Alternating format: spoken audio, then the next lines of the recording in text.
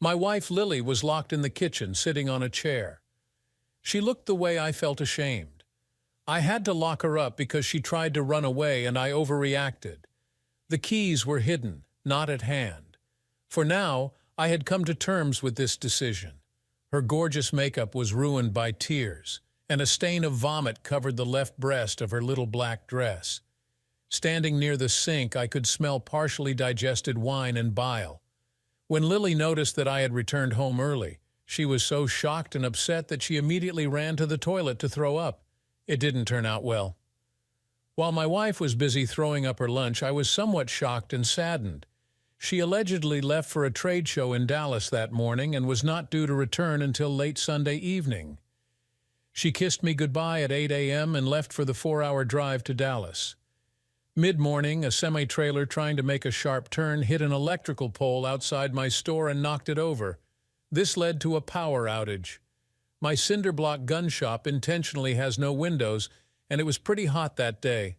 For an hour, we were all sweating in the dark, and my employees were loudly demanding hazard pay. They were joking, of course, but only half joking. We were still waiting for the electrician crew from the co-op when Lily called me in her cheerful singing tone. She said, "Hi, darling, I made it to Dallas. I'm in the same hotel as last time, sharing a room with one of the girls registered in her name.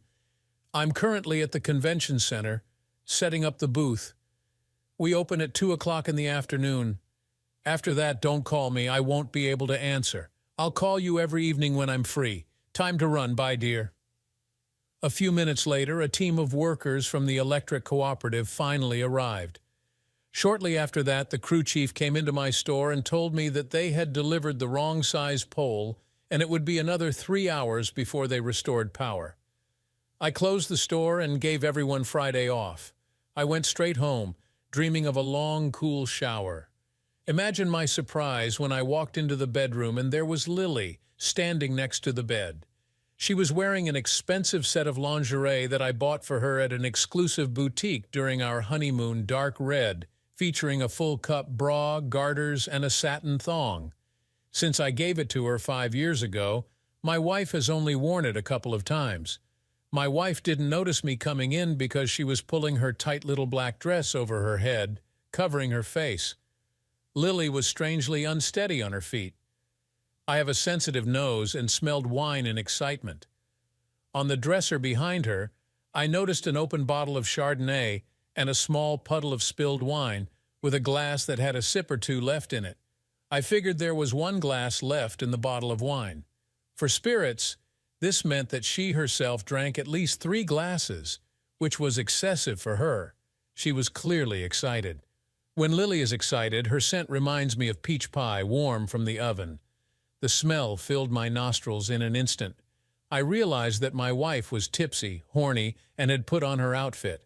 I was immediately excited at the thought of having an unforgettable evening. But it only lasted a second, until I remembered that Lily should be in Dallas. I immediately realized that she was getting ready to wear her outfit for someone else, someone here in the area. When her dress slid down to reveal her face, her reaction to me was something I will never forget. My young wife cleared her throat, saying, "Sorry," then immediately started coughing and rushed to the bathroom. Watching Lily throw up most of the bottle of Chardonnay along with the rest of her lunch dispelled the possibility that she was planning a special surprise for me. Even as my heart sank and my universe crumbled, I couldn't take my eyes off the sight of her graceful silhouette in a tight dress as she vomited. Her figure is so attractive. I'm sure Doug and Trevor also found her figure attractive. Trevor is the company's frostbitten marketing director at Ultra Auto Parts, the auto parts manufacturer where Lily works. A few years ago, Trevor drove a van full of women doing intimate dances to work at an exhibition booth, calling them booth candy. When employees of the company's HR and legal departments found out about this, Ultra Auto Parts had an explosion like in the movie Meltdown in GTA 5. Mr. Cobb, the owner of Ultra Auto Parts, is shamefully lenient towards Trevor, but even he could not ignore such a violation. Mr. Cobb now requires Trevor to use only full-time employees at the stand. Therefore, Trevor recruits candy for the stand from among the available office employees. He asks Lily and half a dozen other slender and pretty women to fill the exhibition stand. He agreed with Mr. Cobb that he would call his recruits volunteers and would secretly pay them $600 in cash for each day of work. No one is going to complain to management that they're wearing a tight blouse when they're getting paid $600 a day in tax-free cash. At her main job, Lily is an accountant, and a very good one at that. The irony is that she had to work in the office for almost a whole month to earn as much as she made in one weekend at the exhibition. An interesting demonstration of the law of supply and demand. I hated that Lily had to work at all, but we needed her salary to make ends meet. P.S. My father was a rich man. When he passed away last year, he despised trust funds and insisted that his children grow up knowing what it was worth to earn a dollar. He established that each of his children should open their own business and live only on what they earn until they are 30. Only then are they entitled to receive their share from the family trust. My brother and sister, both a few years older than me, were up to the task and assured me that the experience was worthwhile. They vowed to continue this tradition with their children. As the youngest of my father's children, I still had 3 years left. Lily and I lived on the salary she received and on what I could bring from my gun store. I know the phrase "my gun store" sounds lucrative. This is not the case in rural Tennessee. The store belonged to my Uncle Jim and was more of a hobby than a profitable business. Uncle Jim loved to hunt, and the store gave him the opportunity to interact with the best hunters in our part of the state. The store became mine because a couple of months before I graduated from the University of Tennessee, Uncle Jim had a stroke. Instead of forcing me to start a new business from scratch like my brother and sister did, my father gave me the opportunity to become a store owner. The advantage was that I did not have to create a new business during an economic downturn when credit is almost unavailable. The downside was that the growth potential was limited. The day Lily puked on our bathroom floor, I had owned the store for 5 years and was the world's foremost expert on limited growth potential. I was extremely proud that not one of my 5 employees missed a single paycheck due to the crappy economy and the vagaries of COVID. And I was confident that with some capital improvements, I could turn the store into a more profitable business. But I couldn't qualify for a loan. I didn't have enough collateral to offset the risk, and lending institutions are extremely risk-averse when it comes to financing firearm sales. Lily got a job at Ultra Auto Parts because it is the only company in the area large enough to need a full-time accountant. Consequently, Lily is paid extremely little for her qualifications. Between Lily's salary and what I bring home from the store, we barely make ends meet. In truth, we were doing better than many in the area, and we had nothing to complain about. However, when life throws its curveballs at us, like the water heater leaking or the starter on my pickup failing, we tighten our belts and make do with less, just like everyone else. Lily's cash payments at shows have greatly improved our quality of life. When Trevor asked if she would like to work in an exhibition, she never refused. It took Lily and me 10 minutes to clean up her vomit. We worked in silence. Neither of us said a word. Lily didn't want to explain what she was doing at home dressing for another man, and I didn't trust myself to control my temper. I'm usually slow to get angry or lose my temper, but on the rare occasions when I actually get upset, I have real problems with self-control. Today was one of those cases. I've learned that it's much easier to not lose your temper in the first place than to hold yourself back after you've lost your temper.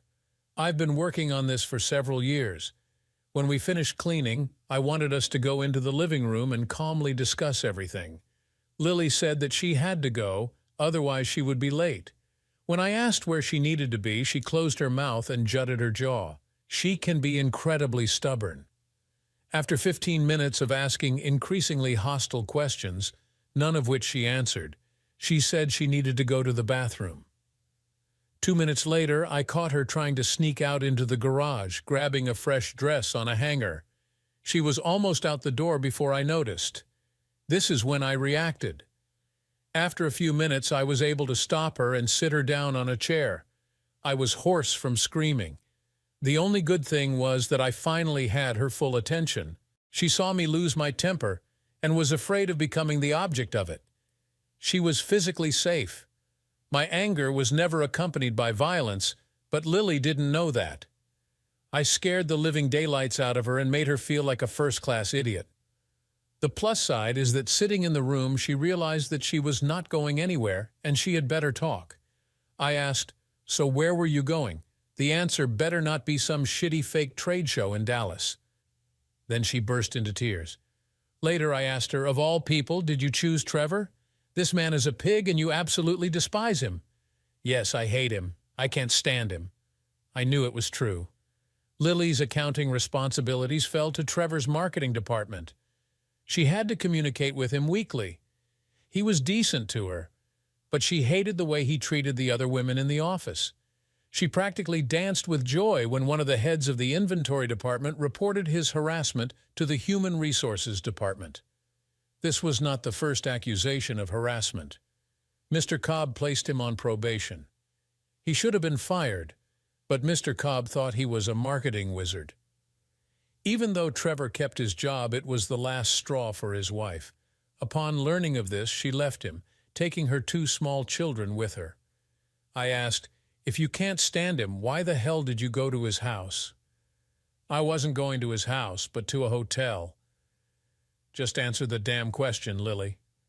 "I lost a bet." "Money?" "Yes, a bet. I bet him that Tennessee would beat Alabama last week. Alabama won that game." Technically speaking, Alabama not only won the game, but also beat the spread by more than 2 touchdowns. This was not a surprise, as Tennessee was in a rebuilding state before Alabama. They lost 5 games and were absolutely terrible compared to Alabama. The story was finally starting to make sense. Lily has 4 older brothers. All 5 siblings were born within 1 year of each other. Having 4 older brothers as rivals turned her into the most epic, hyper-competitive trash talker I've ever encountered. Her full name is Lillian, but she doesn't look anything like a Lillian. She could grab a guy's face in the blink of an eye. The more she hates someone, the nastier things she says. So the family started calling her Lily.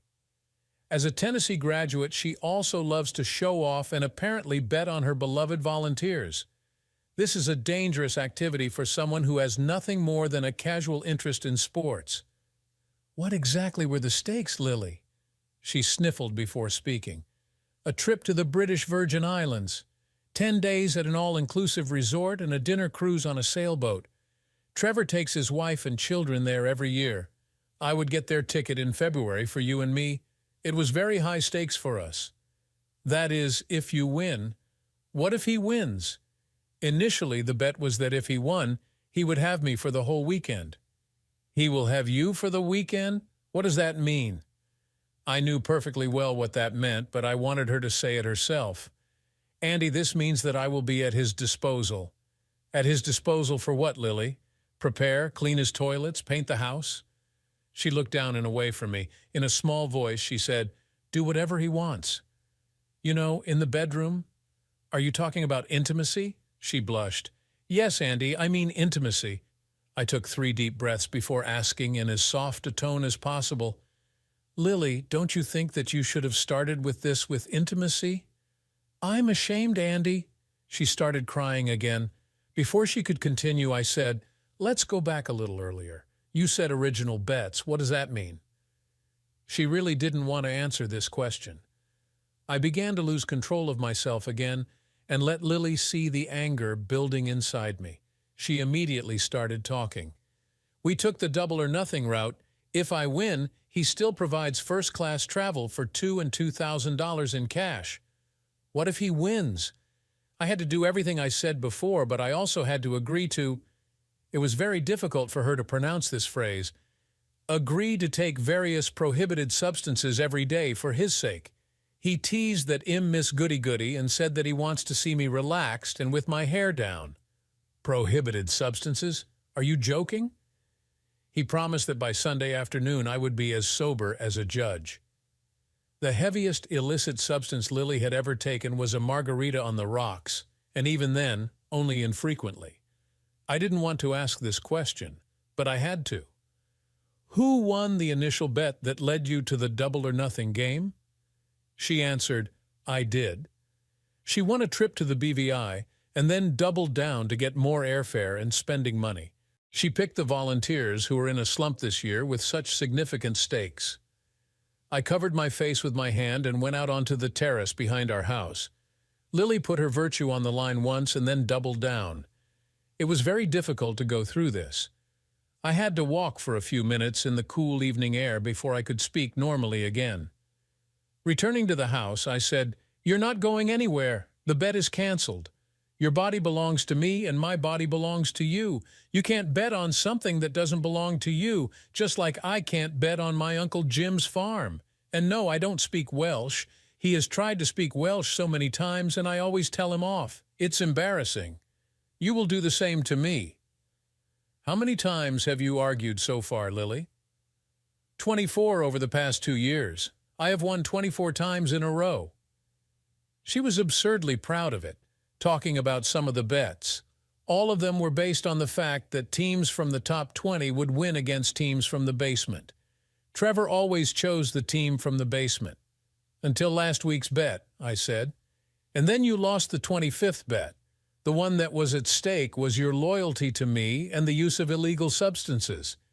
And during all this time, you didn't even think about whether you were being set up. Why did it happen? This loser is so bad at betting that until last week, he had never won against me. Lily, you were set up. Every team he bet on until recently was guaranteed to lose. He lost deliberately. I was proud of how calmly I said this and then asked, And what were the bets in the previous 24 bets? She answered, The standard rate was a Target gift card. First for $20 the last 6 or 7 times, a $100 Target card. She loved Target cards and almost ruined our marriage because of that damn Target card. I poured out the rest of the beer and grabbed some bourbon from the cabinet above the refrigerator. I poured it onto 2 fingers and threw in a couple of ice cubes. While doing this, I replied, After 24 consecutive bets on small amounts that were easy to hide from me, he suddenly upped the ante to 10 days at an all-inclusive Caribbean resort. Didn't that worry you? Her eyes widened.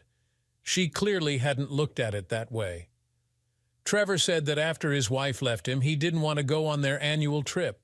He said he had already paid for it, and otherwise the money would be wasted.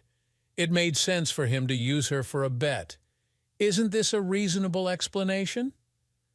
It was obvious that Trevor had set Lily up in her own ego and greed. The expression on her face said it all. At least she had the decency to be embarrassed. I asked, And what is the cost of this vacation in monetary terms? Is it enough that his wife would want to claim half the cost in her divorce proceedings? Her lack of response was telling. I continued, Have you ever seen the tickets or booking confirmation? How did you know he even booked the trip? When I asked about it, Lily looked like she was going to be sick. Realization set in and my wife finally began to understand Trevor's plan. It's time to finish it the way Pa would have done it. Lily, have you thought about what it would be like if you spent the weekend agreeing that he could do whatever he wanted with you? The expression on her face was puzzled. She clearly hadn't thought about this. She thought it would be like one of those passionate love stories she loved. She didn't think about what someone like Trevor could do. I said, The conditions were whatever he wants, right? Yes, Andy, she replied. Is there any type of intimacy that you refuse to engage in? She blushed and stared at the floor, but still answered, You know what it is. And the bet you agreed to is that you couldn't deny him what you regularly deny me. What if Trevor wants to do this all weekend? What if he wants to keep you doing just that for hours? You agreed to this too. She looked absolutely disgusted. Her expression changed to horror, and she visibly shuddered, beginning to cry strongly. Resign yourself, dear. There's one more thing. You are not taking birth control. We are very careful about what we do and when we do it. What if Trevor decides he prefers not having to use protection? When did your last period end? 2 weeks ago. Aren't you ovulating this weekend? What if he wants you to give birth to his child? You agreed to this, Lily. She suddenly started vomiting. I brought the kitchen trash can to her. She leaned over it and made a series of retching sounds, but nothing came out. It was empty. From the expression on my wife's face, I realized that she finally understood everything with complete clarity. She cried bitterly and said, "What a fool I am, Andy. I didn't want this. It never occurred to me that he would do that or that he could do that. I was so confident that I would win that I already planned what I would take with me. I shouldn't have made the bet. When I lost, I should have told you. I should have known better." "What was I thinking?" She began to sob. I sighed tiredly. "It's hard to believe, but my wife is actually an incredibly smart woman. She's a certified public accountant and graduated with honors from Tennessee." Mr. Cobb said he nicknamed Lily the Enchantress for her ingenious ability to make profits disappear from his books. However, she was the youngest and only daughter in a family of 7. Her father is a pastor in a small church, and her large, muscular brothers looked after her fiercely. They scared away anyone who didn't treat Lily with the same respect they did. Only a few were brave enough to go through this ordeal. So before she got engaged to me, Lily led a secluded life in a small town. The fact that she was fooled in this way was due to simple naivety. She didn't know how terrible people could be to each other. Combined with her almost complete lack of imagination about intimacy, you can understand why an intelligent woman would find herself in this situation. It was also her first exposure to high-stakes gambling. We both know she's a thrill seeker. Since we started dating, I've kept her safe from danger, but this time, I wasn't there, and she got carried away. Now her whole face was covered in snot and tears, sitting on the chair. She couldn't even wipe it off herself. I gently wiped her face with a damp kitchen towel, thinking it would calm her down, but it had the opposite effect. Her sobs became even stronger. I hit the table and said, "Lily, I need you to listen to me right now. Focus, please." Lily pulled herself together again. I continued, "This is instant divorce, no lies, without any exaggeration. Don't pass go. Don't collect $200. Get a divorce right away, understand? Do you know how close I am to hitting the eject lever right now? Especially after I caught you and you still tried to sneak away?" Lily nodded, her mouth tightly closed to keep from crying. I said, "I love you with all my heart, and I don't want to divorce you, but you need to explain all this crap to me." When she didn't answer, I started bombarding her with questions. "Are you tired of me? Have I disappointed you? Are you unhappy with me? Am I not good enough for you? How could you do this to us?" Pain involuntarily burst through my voice when I asked these questions.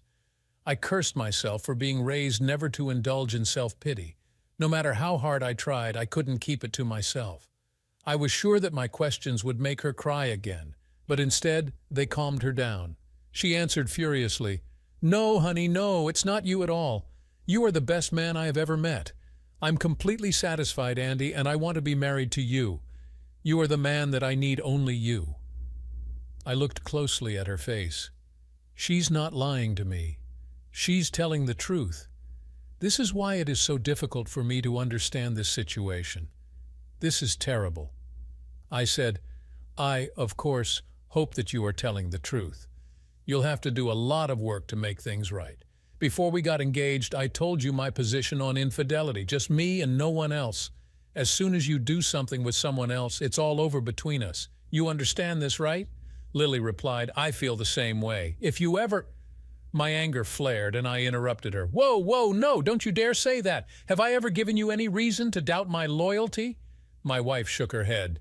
"This incident was a major failure on your part," I continued. "There have never been such failures on my part. You and I are not morally equal. I've never taken steps towards infidelity, but you, if I had come home half an hour later, you'd be well on your way to being Trevor's toy. And if this had happened, divorce would be inevitable. I never put you in the position I am in now." I paused to calm myself again, noticing my thoughts were going in circles and I was starting to build up rage. I pulled myself together and forced myself to move on. "Did anyone witness your bet?" I asked.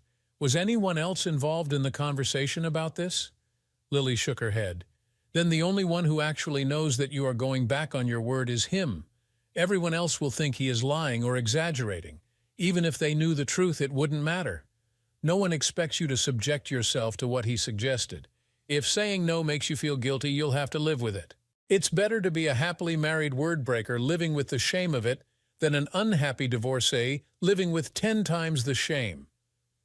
She bit back a sob as she nodded in agreement, completely in agreement. I asked, "How do you communicate with Trevor? How did you arrange this weekend?" "We talked in the office. He wanted to write to me on my mobile, but I didn't want that and blocked him.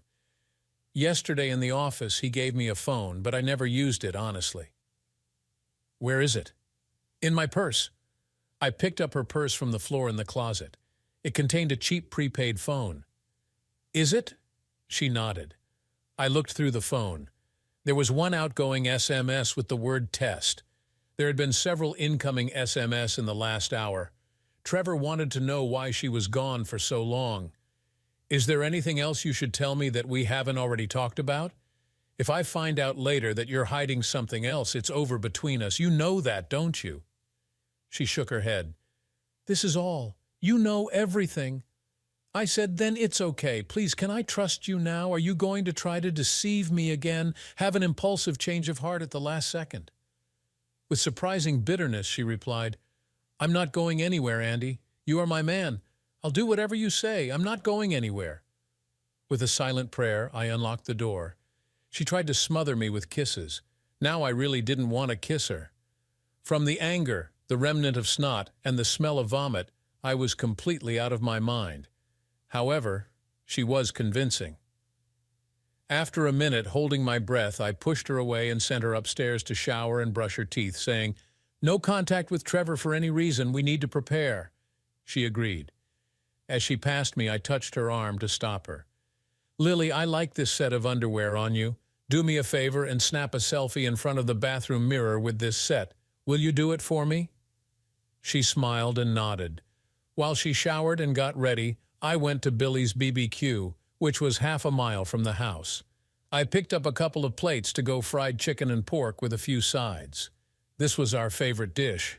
It was still early for dinner, but I decided that food would help. While I was waiting, my phone rang. Lily sent a text message with a selfie. She had pulled her hair into a ponytail, tidied up her face, and put on makeup just the way I liked it. She knows exactly how to push my buttons. The photo took my breath away.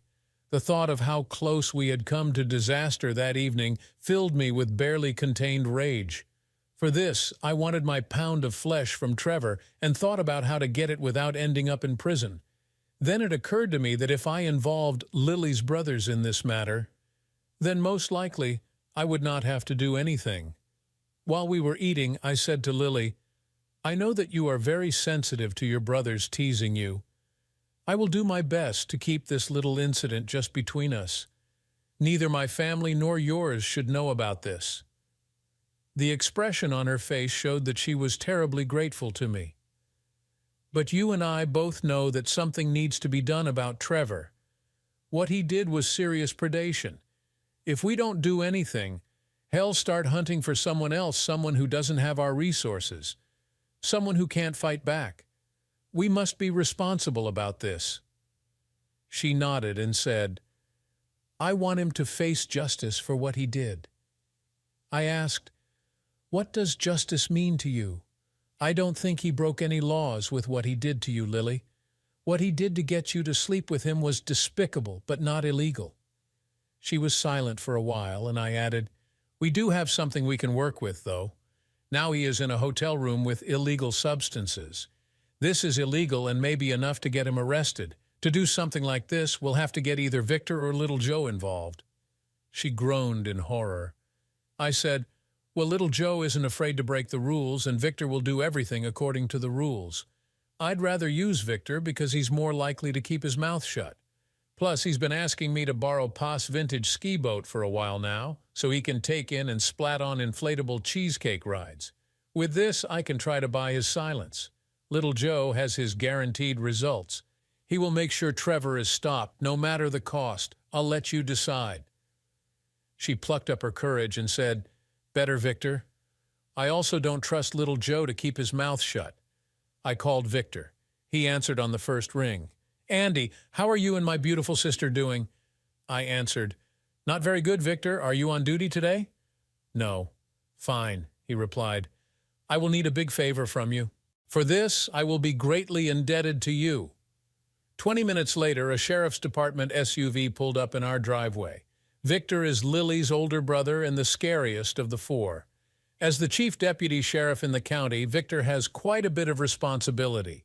In our state, sheriffs are politicians and do not necessarily have law enforcement experience. The chief deputy sheriff is the top professional in law enforcement, the one who knows how to get the job done and run the department, while the sheriff deals with political issues and works with the commissioner and the public. Victor is the chief deputy sheriff for our county and does an excellent job. Unlike his predecessor, he earned the respect of minority communities. Old residents of the city predict that after the current sheriff retires, Victor will become the sheriff of the county for the next 20 years. I told Victor about what happened to Lily and Trevor.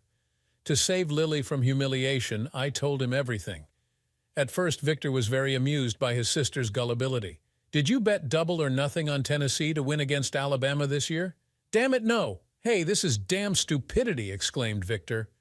However, as I continued to describe the setup and illegal substances, his cheerful mood soured. He became angrier and angrier. When Victor gets angry, he doesn't lose his temper like I do. His lips are pressed tightly together, and his eyes are sparkling. That's what makes him so damn scary. I said, "Now, Trevor is in the Garden Inn in room 223. He should have illegal substances with him. Is it possible to search his room under some pretext? Maybe you can use a K9 service to track him down?" Victor said he had a few ideas and went out to his SUV to make some private phone calls. He returned with a smile and said, "Good news. An anonymous customer just dialed 911 from a home phone at the Garden Inn. He reported that he overheard a guy in room 223 of the Garden Inn buying illegal substances from a dealer. If the door is open when my guys get there, then we will have everything we need for a legal search." Lily asked, "Can't you pretend you're going there and ask him to leave the door open for you?" For the past hour, Trevor has been calling the hotline every few minutes and leaving voicemails. He couldn't wait to find out when she would arrive. I handed her the phone and said, "Write to him, Lily. Say you're in the parking lot, but you're nervous about being seen standing in the lobby. Ask him to leave the door open so you can enter right away." She typed an SMS and sent it. Trevor did not respond to the request and wrote in response, "Where have you been so far?" Her phone immediately rang. I told her not to answer. If she starts talking to him, he will probably give us away. "Write him an answer," I said. "Say that I showed up unexpectedly and that it took you a while to leave me." Trevor replied, "If you want the door to be open, you must be interested in me." Lily asked, "What should I do?" I had a sudden inspiration. On my cell phone, I replayed a selfie of Lily wearing a set of lingerie in the bathroom mirror. I carefully cropped it so that he could see from the top of her bra to the top of her stockings and sent it to Lily's phone via Bluetooth. Then I asked Lily to send him an SMS. The close-up of her underwear was revealing but not identifiable. This photo was enough to make the man lose his mind. Trevor's reaction was immediate. He sent a reply, SMS, "Best weekend ever." A second later, Trevor sent an image from inside a hotel room door wide open. Victor made a phone call to get things started and then sat down with me in the living room. I used some pretext to send Lily upstairs for a few minutes. When she left, I asked Victor to be gentle with Lily. "I know I already owe you a big debt for this, but Lily is very sensitive to being fooled. She is a smart woman but naive, and was fooled and caught. I know you wanted to take the boat I inherited from Pa. If you keep it between the three of us, I'll let you use it 1 week and a month for the rest of the year. You can choose which ones, and I'll even keep it gassed up for you." Victor laughed and said, "Andy, you don't owe me anything. You acted to protect my sister. I expected this from you. Otherwise, I would never have allowed you to date her. However, I am grateful to you. What you asked me to do is literally my job. Catching him is the least I can do. As for keeping things under wraps, I love little Joe. But you know how his tongue hangs out at both ends. If he found out what happened to Lily, the whole neighborhood would know about it by noon the next day. He will never let her survive this, and that's a fact. Consider me to have common sense and prudence." I agreed and apologized for the possible negative consequences. He smiled and said, "Still, I want to borrow your boat. Your dad's vintage ski boat will suffice for one occasion. It would be nice in June after school ends, and I can take the children on a weekday gasoline at my expense." We shook hands. While we were waiting, Lily came down to see her brother. Lily really wanted to have children. We decided to put this off until we had access to the trust. My sister was looking forward to it, but my brother was not. Both advised us to wait. Lily enjoyed motherhood while caring for her many nephews. She gave Victor a third-degree interrogation about what was happening to his children. Ian and Michael are her favorite nephews. In the end, Victor called. He laughed in a few places, but didn't say anything special. After listening for a couple of minutes, Victor said, "Okay, great job, Darnell. Thank Carlos for me, too." After which he told us, "Trevor was arrested a few minutes ago at the Garden Inn on charges of possession of a controlled substance with intent to distribute. In the end, they were found on him. He had a significant quantity, empty bags and scales. This indicates intent to distribute. For this, he will definitely receive a prison sentence. Lily, you shouldn't have anything to do with illicit substances. They are not only highly addictive, but also relieve intimate inhibition." I tried my best to control myself. Lily ran her hands soothingly down my back. Victor continued, "The probable cause for the anonymous tip was not very strong, but Trevor gave himself away. He was smoking in his room. When sheriff's deputies walked by, the door was open, so deputies smelled smoke and went inside. Trevor tried to push them out. During the scuffle, he dropped a bag of illegal substances in the hallway in front of 4 witnesses, including the hotel manager and the repairman on duty. After this, he began to behave belligerently and resisted. The deputies had to subdue him. The arresting officer was Darnell Bips. He was the one who did it. You know Darnell, right? He is a regular customer at my store, so I nodded. Lily shook her head negatively, and Victor continued, "Trevor was 2 years ahead of me in school, and his father was a member of the state legislature at the time. He started college 4 years before you started high school, so you didn't know him in high school. He bullied children. It took 15 years, but Darnell finally got his revenge. Darnell promised to treat my wife and me to a steak dinner for sending him on this challenge. We had a good laugh about it. Darnell's father was a diesel mechanic who worked for Pa. He bounced between different dealerships depending on what repair work needed to be done. Darnell's family were good people. Pa instilled in me respect for good people. I was glad he got his revenge." Lily asked, "And what will happen to Trevor?" Victor replied, "Do you know Lenny Wilcox? He is the district attorney, but he is merciless when it comes to prohibited substances. Intent to distribute entails mandatory punishment. If I'm not mistaken, he'll make an example out of Mr. Trevor." Then he looked at Lily. "Darnell was able to take possession of Trevor's cell phone. Is there anything about this phone that you would be embarrassed about? Texts, emails, calls, or photos?" Lily replied, "Just a photo we sent over the past 2 years. We called each other a couple of times when we were at trade shows and discussed work schedules. That's all. I want this photo to disappear." Victor replied, "Already taken care of. When the scene is cleared, Trevor's phone will be found broken and reported damaged during the altercation. You owe Darnell for this. Darnell would buy a couple of boxes of 9mm ammo for a month and a pallet of 12-gauge shells at the end of the summer. He kept a checking account and paid in regular installments throughout the year. I mentally noted that this year the payment would be at the expense of the establishment. In addition, once every month or so, he would come into the store looking for a good deal on a gun for his eldest son. A few days ago, I traded in a Remington 870 Wingmaster in good condition. I'll offer him a pretty good deal about Darnell. I'll take care of it, I said, and left everything as it was. Victor nodded in understanding. Lily asked him, "What if Trevor says that he was in the room waiting for me?" Victor replied, He won't say. He was arrested for possession of controlled substances. He is smart enough to understand that no one will believe him. Secondly, there is nothing except your phone by which you can be tracked. His phone is broken. If he makes a fuss about his broken phone, we'll get a warrant to look into internet backups and he'll bury himself. Darnell took a closer look at his phone, and the last text messages were mostly from Trevor's dealer. There is a history of incriminating transactions. It's unlikely that Trevor will say anything that will draw attention to the phone. As far as you are concerned, there is no evidence that you ever owned this phone. He'll take it, and it will disappear.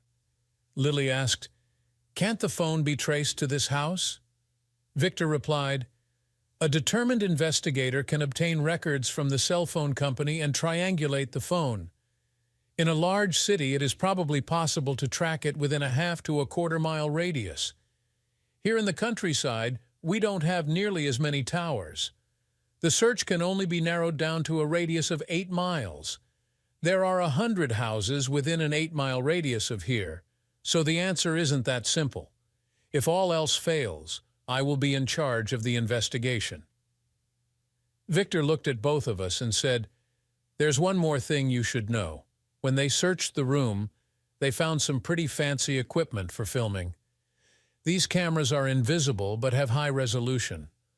One of them was on the curtain rod. The other was installed on the chest of drawers. The deputies would not have noticed them if they had not been looking for them. When the deputies entered the room, they were both already working. He had illegal substances and blackmail cameras. I need to draw you a picture of how you were framed. Don't worry about yourself, Lily. Your husband's family is known to be rich. Perhaps he was the target, not you. What could Trevor do to Andy, having incriminating materials on you to blackmail?" Her face turned white. She didn't answer. "Nothing to say? Fine. You barely dodged a bullet, sis," Victor said, asking to speak with Lily alone. I went out into the hallway to give them privacy. I glanced at them while he whispered to her. Lily looked into my eyes and began to cry again. It was too much for me, and I turned away. When Victor was about to leave, I thanked him warmly, but he brushed it off as trivial. Here, families take care of each other. Later that evening, I asked Lily what Victor had told her.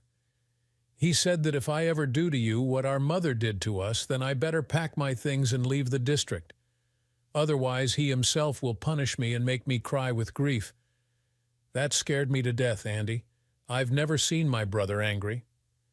This is a reference to the fact that Lily's mother, Loretta, ran away from her husband when Lily and her brothers were children. This man turned out to be a lawyer. When I was little, my father owned a number of small car dealerships in South Carolina. He had a whole staff of lawyers working for him from the Augusta partnership. One of the lawyers went there every week to meet with Pa on current cases. During each of these trips, the lawyer stopped and had lunch at the diner where Loretta worked as a waitress. She had to work there to help her family make ends meet. Lily's family was very respectable but poor. Country preachers like Lily's father never had much money. Loretta was a beauty, and the lawyer took a liking to her. She struggled in life with her destiny. The lawyer was a handsome man and knew how to carry on a conversation. Over time, he slowly seduced Loretta, forcing her to leave her family for him. He promised her an easy and luxurious life in the big city of Augusta. He even said that in a year or two, the children would be able to move in with them. This was all Loretta needed to decide to run away with him. Lily's father, Roy, was shocked by the incident and lost his position in the church due to the scandal. Pa was furious. The lawyer was his employee, whom he had brought to the city, and he felt personally responsible. Pa immediately fired the lawyer. The day the deacons of Roy's church asked him to resign, my father hired him as sales manager at his Ford and Lincoln dealership. This was a significant increase in salary compared to the salary of a preacher. Pa tried to support Roy and make a statement to the community. It worked, but it also had an unintended consequence. It was the best business decision Pa ever made. Roy had a reputation for honesty and respect and sold many cars for Pa. Under Roy's leadership, the Ford dealership became the cornerstone of Pa business empire. Over the next few years, Pa and Roy became the best of friends, a tough businessman everyone feared, and a discredited preacher everyone loved. Roy couldn't cook, and his children thought their father could set water on fire. The thought of 5 growing children eating frozen dinners every night weighed heavily on Ma's conscience. So the Roy family were regular guests at Sunday dinner. Ma stuck to tradition and made sure to spend time with Lily so she could learn to cook. Being the only girl, Lily missed her mother and craved her mother's care and attention. She and Ma had the same sense of humor and could laugh at each other for hours on end. Every Sunday afternoon, Lily and Ma spent hours cooking and laughing. The first time I realized I had fallen in love with Lily was sitting at our kitchen table on a Sunday afternoon, watching her carefully knead cookie dough. There was a flour stain on the tip of her nose. She said something cheerfully that made my mother laugh so much that she could hardly stand on her feet. While Mom was laughing, Lily looked at me and winked and smiled as if to say, "Isn't your mom wonderful?" At that moment, my heart began to beat wildly in my chest. I felt dizzy and lighter than air. I was 15 and Lily was 14. She blossomed early and was the most beautiful thing I had ever seen. I still remember with perfect clarity how I felt at that moment.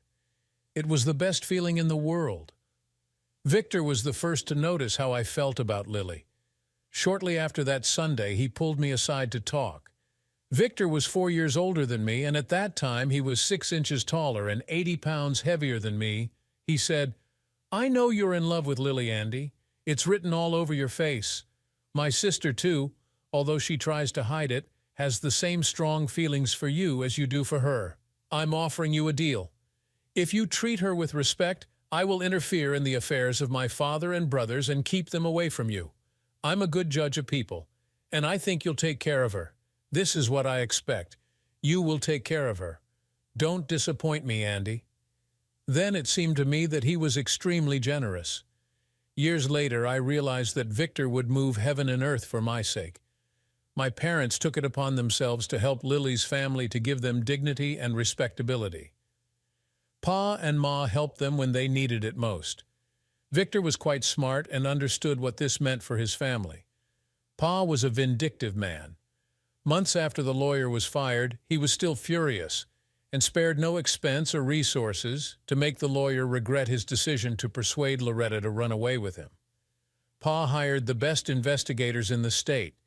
Investigators collected a whole treasure trove of incriminating evidence on the lawyer and used it to slowly grind him into dust.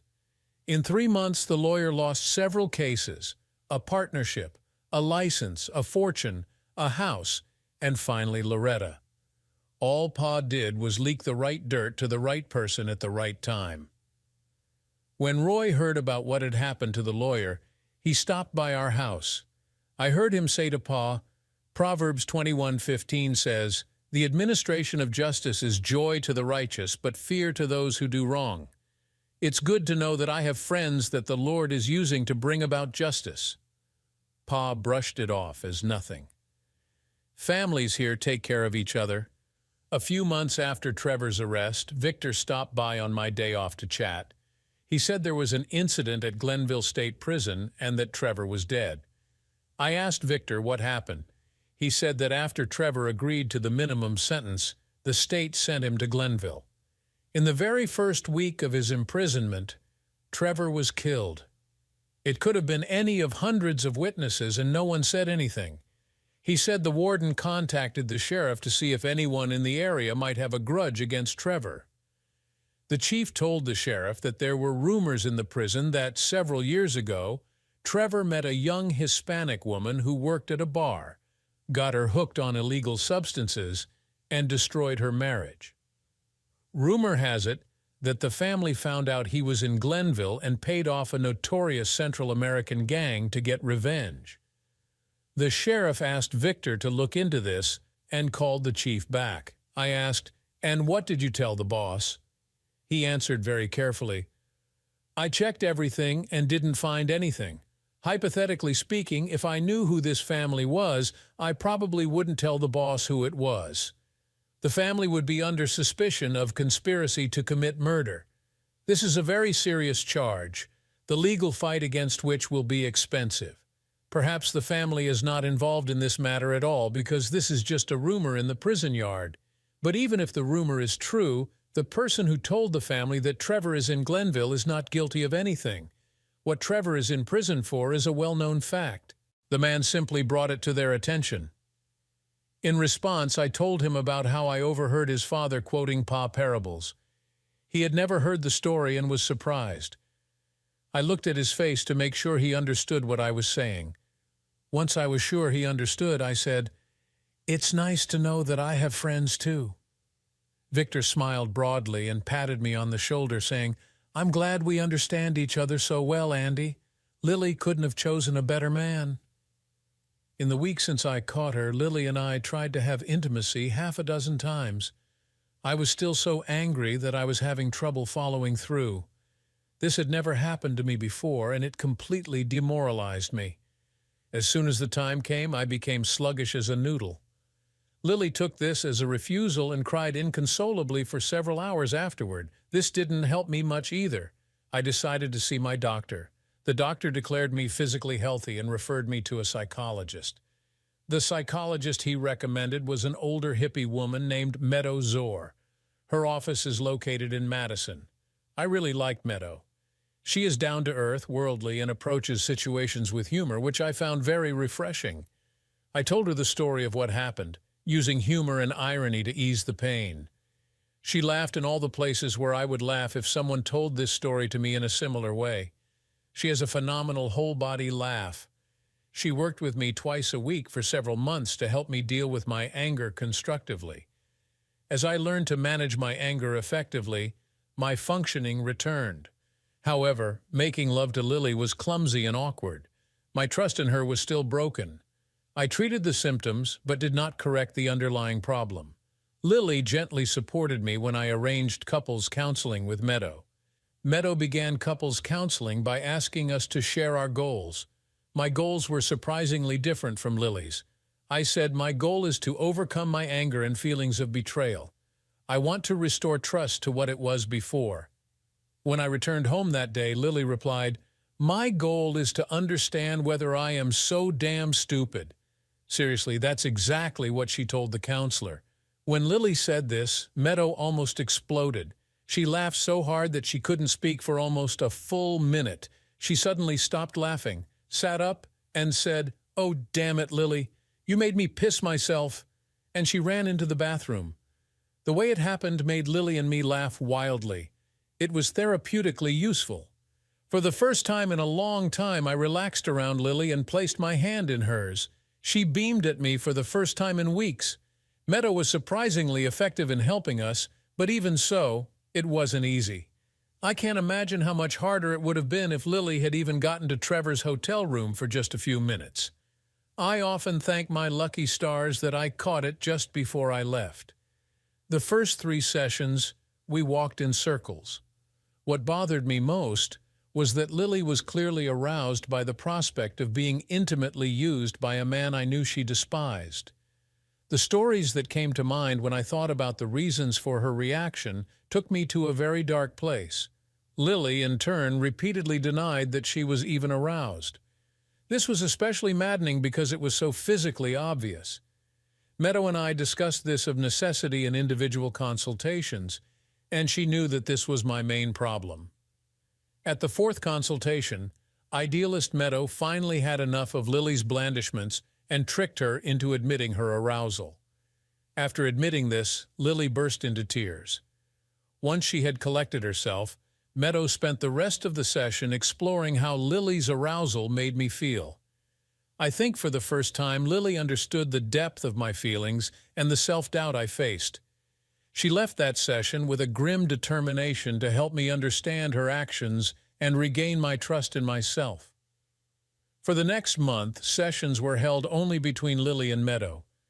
When we returned to our couples practice, Meadow surprised me with her first question. She repeated the terms of the bet and then asked if I would like to get the same deal from Lily someday. I responded, speaking directly to Lily, "I'd love to make the same deal with you that Trevor did, minus the illegal substances, of course. I wanted to try so many things with you, but you didn't allow me. You even refused to try something that you obviously liked. I would give anything to have you as my slave, and I could do whatever I want with you. Hell yes, all day, every day.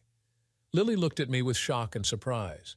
I asked her rhetorically, how is it possible that you don't even know about my feelings for you? My wife turned beet red as she said, Andy, I come from a very conservative family. Lily fell silent without finishing her thought. Meadow noticed her discomfort and said, Lily, remember what we talked about. You must be honest and frank. We should tell him about that phone call. He should know. I waited patiently to hear what my wife would say. She gathered her strength and began. Not long before my mom left us, I came home early one day because softball practice was canceled. When I returned, I heard my mother talking on the phone. She talked very openly about intimacy. I thought she was talking to Dad and was shocked. This was a side of my parents that I had never seen before. This both outraged and delighted me. A week later, my mother left us. When I came home, I expected Dad to be at home, but he was called to the hospital. Because of this visit, I was the one who found the note she left on the kitchen table. The note was addressed to my father, but I read it. In the letter, my mother wrote that my father never provided her with an acceptable standard of living and did not satisfy her intimacy. So she is leaving for someone who can do both. Attached to the letter were divorce papers. Only later did I realize that on the phone, she was not talking to Dad, but to the man with whom she ran away. It was traumatic. I never got over it, and it gave me an unhealthy view of female promiscuity. I was shocked by this story. The thing is, I have a very strong libido, Andy. I got this from my mother, I'm sure. Meadow made me take a survey, and based on my responses, it's at the top of my list. She turned to our consultant. What was the result, Meadow? Meadow replied, Lily is more than 2 standard deviations above the median 95%. Her self-rated libido is higher than 97% of all women. Lily nodded and said, I've been masking and hiding this side of myself from you for years, and I did it for 2 reasons. Firstly, I was afraid that you would see in me the likeness of my mother, a dissolute woman whose desires are stronger than loyalty to the family. Secondly, I was afraid to let the beast out of the cage. I was afraid that if I gave in to my passion, it would consume me. I suppressed it so as not to lose control. After a long silence, Meadow said quietly, You need to continue, Lily. You need to discuss your arousal that day. You know from our last group session how much this hurt Andy. You must be as honest as possible. Lily said, After losing my last bet with Trevor, where both illegal substances and my virtue were at stake, I thought I would be terrified and filled with fear. But instead, it suddenly caught fire. I was excited all day. This had nothing to do with Trevor. He was absolutely disgusting to me. It had nothing to do with infidelity. I had no desire to cheat on you, and I was completely satisfied with you.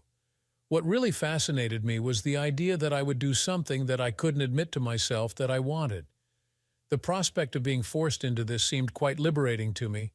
It wasn't because of Trevor. It's not that I'm cheating on you. The point is that I could let the beast out of its cage without feeling guilty.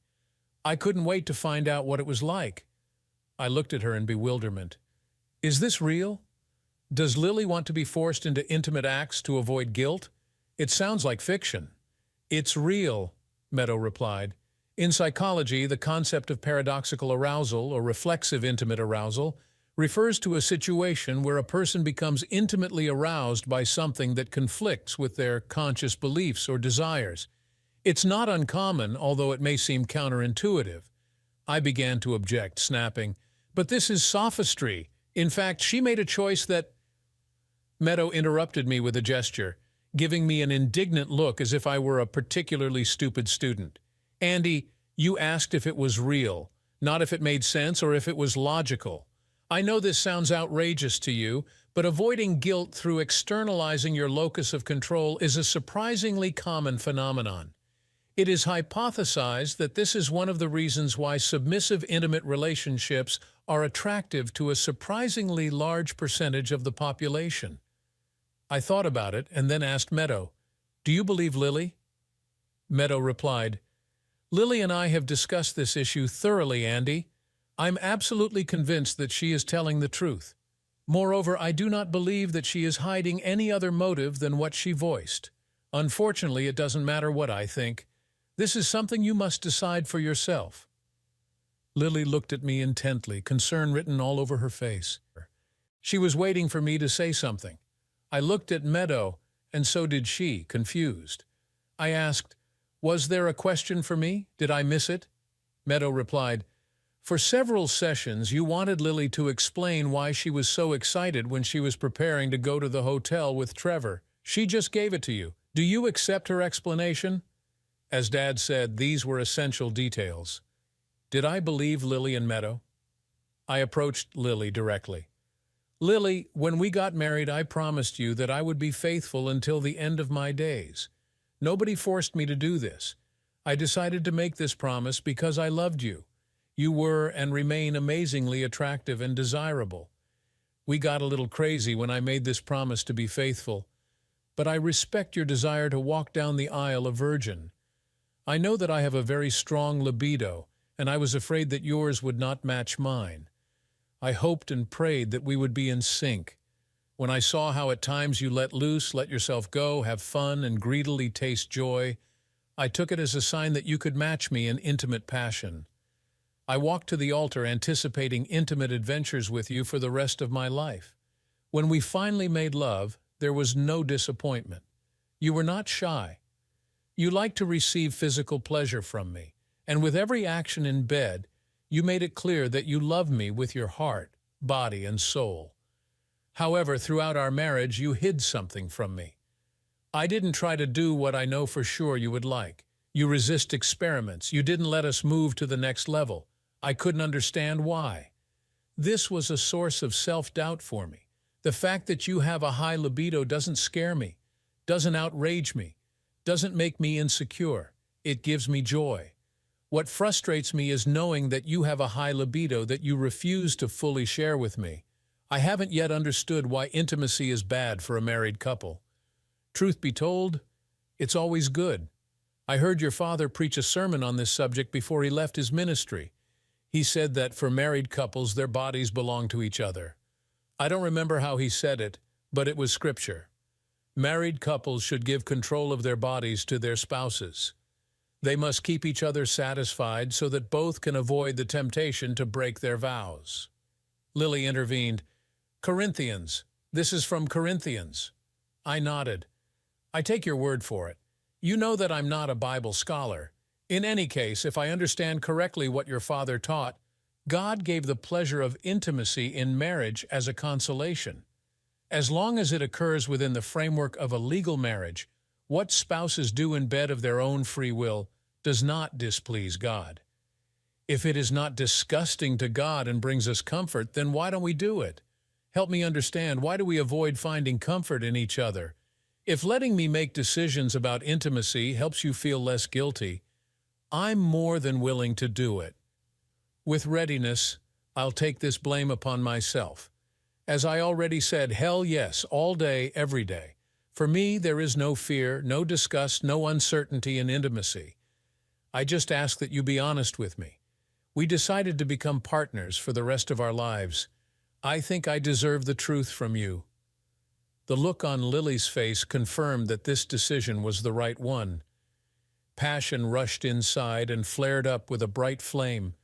I glanced over at Meadow to see her reaction, and it was clear from the look on her face that she thought I had hit the nail on the head.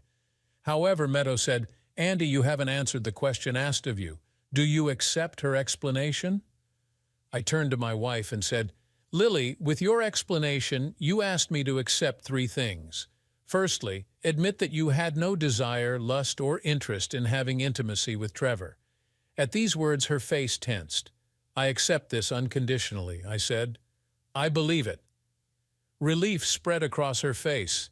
"Secondly," I continued, "you asked me to accept the fact that you were not disappointed in me, that you had no desire to cheat on me, and that you consider me an excellent bed partner."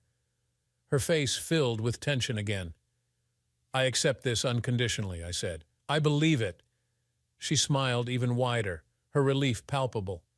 Thirdly, you asked me to agree that the reason you were aroused that day was because you were suppressing your high libido, and the prospect of being enslaved by a man who planned to use you intimately gave you the opportunity to realize your libido without associated feelings of guilt.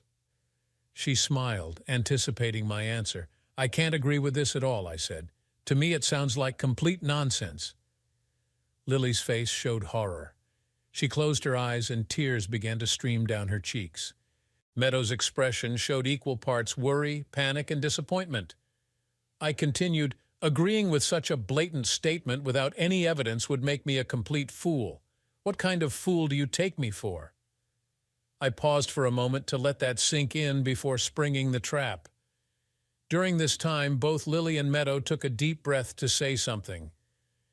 Before they could do it, I said, "What you claim can be verified. I need evidence, a demonstration to show that your statement is true." 15 seconds later, Meadow burst out laughing at the top of her lungs. Only after this did Lily finally understand what I meant. After that, Lily and I haggled for almost half an hour. She made counteroffers, then tried to lower the price, and then completely begged me. I stood my ground. You were going to give Trevor 3 days. I want a whole year, 365 full days to do whatever I want with you. I am at least 120 times more important to you than Trevor. I think this is reasonable. In fact, I believe that I'm 12,200 times more important to you, so be glad I'm not asking for 10 years. 1 year then? I greatly underestimated myself, she said. But Andy, you have to be reasonable. I said, Lily, the whole point of this exercise is that you are trying to convince me that giving a man control over your intimacy turns you on. When you negotiate non-stop to keep me from taking control, you only weaken your argument. When I said this, Meadow laughed. I got the impression that if she had popcorn, she would be eating it right now. Lily said, "So what do you insist on?" I asked. "Do you want me to agree to 365 days under your control? Do you guarantee me that after this time you will agree that I'm telling the truth?" I said, "Let's be really precise. I want to use inductive reasoning to verify the truth of your statement. We will make many repeated observations under different conditions, looking for a consistent result. How you feel about the fact that I'm in charge here will be determined by your obedience. If your words are true, then I expect to see 365 days of immediate and complete submission. Immediate and complete submission means that you do what I say when I say it. You won't argue, bargain, or act half-heartedly. I want you to ride or die for 1 year. If you do this for a year, I will believe you." She closed her mouth and dropped her jaw, not a very good sign. I began to worry that I had overplayed my hand and that my tactical victory here would turn into a strategic defeat. She asked, "How much time do I have to think about your proposal?" "I'll give you 3 days to think about it," I answered. Meadow asked me to spend the rest of the session alone. When Lily left the consultant's office at the end of the session, Meadow looked at me and grinned like a Cheshire cat. 3 days later, when I returned home from shopping, Lily was waiting for me at the kitchen table. She had already drunk 2 glasses of Chardonnay and was putting a bandage on the inside of her left wrist. I asked about the bandage. She peeled it off to reveal a tattoo on her wrist, a neat small print where the words "Ride or Die" were written. "I want to do this for you. As far as I understand, I am your slave with whom you will do whatever you want for the next 365 days. I won't refuse you for any reason. If this stays within our marriage, I will ride or die nobody but you and me. This is not disgusting," she said. "I told you a couple of nights ago that this goes without saying." "You are mine, and I have no intention of sharing," I replied. She raised her wrist and said, "Ride or die." I got up and followed her into the bedroom. She was very, very excited. Over the next year, not a single day passed without intimacy. I made sure we did something every day, even if we were tired, irritated, or had a lot to do. She stuck to her promise to never deny me anything. I respected how she felt about it, making it easier for her. For the first couple of months, we focused on getting Lily used to what she called full access. She was traditional and conservative, and it took her a little time to relax and accept all the things I wanted to try. It was necessary to overcome psychological barriers. The first time we succeeded, when we talked about it afterward, she became hoarse from loud sounds. It was then that she stopped holding back her libido. Having learned that such sensations were possible, she never held back. Within 6 months, we had exhausted my entire wish list. I did everything I could think of. When I admitted this to Lily, to my surprise, she asked me to expand the boundaries of our capabilities. I went back to Meadow and asked for advice on how to do this. She did some research and gave me a surprisingly comprehensive list of activities to try. Half of them I've never even heard of, and my Google search history would make a French woman blush with shame. She also advised me to have Lily do her own research. I asked Lily to look at adult sites on the internet and send me links to stories that she found interesting, so we found a dozen things to try. When she provided me with her list, Meadow also gave advice that I took to heart, saying, "Remember that what excites her, what she wants to do, and what she is ready to do are 3 different lists. Just because something turns her on doesn't mean she actually wants to do it, and even if she really wants to, that doesn't mean she'll do it." Do you understand? Women often have fantasies about varied intimacy and other similar things. Very few of these women would actually think about doing something like this. Just because something excites Lily doesn't mean she's attracted to it. If you decide to take this deep dive, don't stare into the abyss trying to figure out why something turns her on. Just accept it and use it to please her. I know Lily well enough to know that in the end, you are the only one she really thinks about. You should know this too. Later that week, I made Lily act out something. After that, she felt ashamed of her reaction. She was afraid that I would think that she had become a woman looking for intimacy with other men. I told her about the advice Meadow had given me and honestly said that I had no plans to look into the abyss. Considering what we had just experienced, it was difficult for her to accept, but she decided to trust me. Over time, I saw that I was not jealous about this. As a result, she began to talk much more openly about what turns her on. Using Meadow's list, we tried a lot of things that most average couples would never consider. We liked most of it and found some truly unexpected twists. One day I decided that we would try something that would be unconventional for almost everyone. I didn't like it at all, but Lily was overjoyed. She was shaking with excitement. After that, with an ecstatic expression on her face, she stretched out on the bed asking, "Where does it come from? I don't think you could find another woman who would enjoy it as much." She wanted to joke, but after she said it, a thoughtful expression appeared on her face. She said, "I would never have done this without your desire. And look how I reacted." Now, do you understand what I was talking about in Meadow's office? Not feeling guilty allowed me to enjoy myself. I think that today I justified myself. It was an amazing year. Our intimate relationship underwent a renaissance. Lily blossomed like the opening bud of a beautiful rose. In situations where she usually felt insecure, I often saw her absent-mindedly fiddling with the tattoo, drawing courage and determination from it.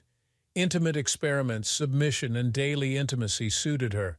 For the first time since we met, she didn't have a single failed week for the entire year. She became happier, less irritable, and much less anxious. She knew that I liked everything and that I loved her, which greatly increased her self-confidence. For me, daily intimacy was just wonderful. I walked as if I owned the ground I walked on. A lot of what I do in the gun shop involves negotiation. I stopped trying to act like past tough businessman and relaxed when interacting with customers. I realized that when buyers see that I negotiate in good faith and I'm not trying to deceive them, it is easier for them to agree to a good deal. The old aphorism is true. Confidence helps in negotiations. I was simply unstoppable at work. Financially, our store was doing well. I received 3 separate buyout offers from other stores in our part of the state. They were all profitable, but for the sake of my employees, I stuck with the business. I kept all the suggestions to myself, but somehow the information leaked out anyway. J.D. Butler, the county commissioner, came into my store one afternoon and said, Andy, I heard that you rejected a buyout offer from J. Crown Tactical. Is this true? I admitted that it was true and said, "It's a lot of money, but I couldn't bring myself to agree. We love this country, Mr. Butler. I don't think I could even use a crowbar to uproot Lily from here." He said, "I have to admit, when I found out that you went to college in Nashville, I didn't think you'd come home. I figured you would disappear into the wilds of the city just like your brother and sister did. But you surprised us all by returning home and clearly devoting yourself to the future of the district. I'm proud of you, son. That's why I wanted to come to you to talk frankly about the upcoming business deal." JD negotiated to buy out the remaining businesses on the county's main street and redevelop it. The old buildings on this street are magnificent brick structures with huge windows, wooden floors, and speak of a bygone era of prosperity. With a little care, these buildings will remain magnificent 100 years from now. JD's son, Tyler, who works as a sous chef at a 3-star Michelin restaurant in Nashville, is tired of city life, and his wife is pregnant. He decided to return home to the county to open a farm-to-table restaurant. Tyler was looking to take advantage of a trend that has day trippers coming from Augusta and Nashville looking for a taste of country life. Billy, the owner of Billy's BBQ, plans to move his restaurant 2 doors down from Tyler's and open a high-end coffee, bakery, and ice cream shop with his niece's family. Howard's is going to convert an old supermarket into a general store offering everything for a nickel or a dime. JD wanted me to move my store to the old Farmers Bank building. Part of Uncle Kevin's store is a display of guns that conquered the West. JD thinks this will give city dwellers something interesting and rustic to see while they wait for their tables. At first, I was quite skeptical. One of the benefits of a gun store is that we don't have to pay rent or mortgage on the building. However, deep down, I know that the store's main weakness is that it is located in the middle of nowhere. I understand that if we were in the city center and had better parking, we would get more visitors. I was convinced by this idea when JD took me through the old bank building. It's a stone building built in a different era, which gives it validity. All the shop fittings are brass. The cash register is ideal for sales on the floor. And the huge storage unit from the 30s is still in perfect working order. The county took ownership of the bank for non-payment of taxes. I can buy the building for the amount owed in taxes if I agree to operate a store in the building for 10 years. The tax amount is 30% of the assessed value of the building. I discussed this with Lily, my staff, and my siblings, and we found nothing wrong with it. My sister, who administers the family trust, allowed me to borrow funds early against her future share of the trust. I bought the bank building and moved my store there. It was the best business decision I've ever made. As part of what Meadow calls trust work, Lily and I have been working hard to be much more open and transparent with each other about what's going on in our heads and away from home. Every evening we went through a series of questions that forced us to reveal our secrets. Using this list, we learned to talk about what was uncomfortable for us. I gave everyone the day off on Black Friday so they could spend more time with their families. I was alone in the store when an old school friend, Florence Benson, stopped by to chat. At school, Florence was an insecure, skinny blonde who was known to be a late bloomer. For a time in high school, Florence was Lily's main rival for my affections. As an adult, Florence turned into the typical stunning blonde, think Kate Hudson, with a friendlier smile. It was very pleasant for us to communicate. She went to Carnegie Mellon to study, among other things, musical theater. Obviously, she matured in her first year and achieved considerable success there. She had just completed a 24-month stint in the Broadway play Wicked, first as a swing performer and then as Glinda's understudy.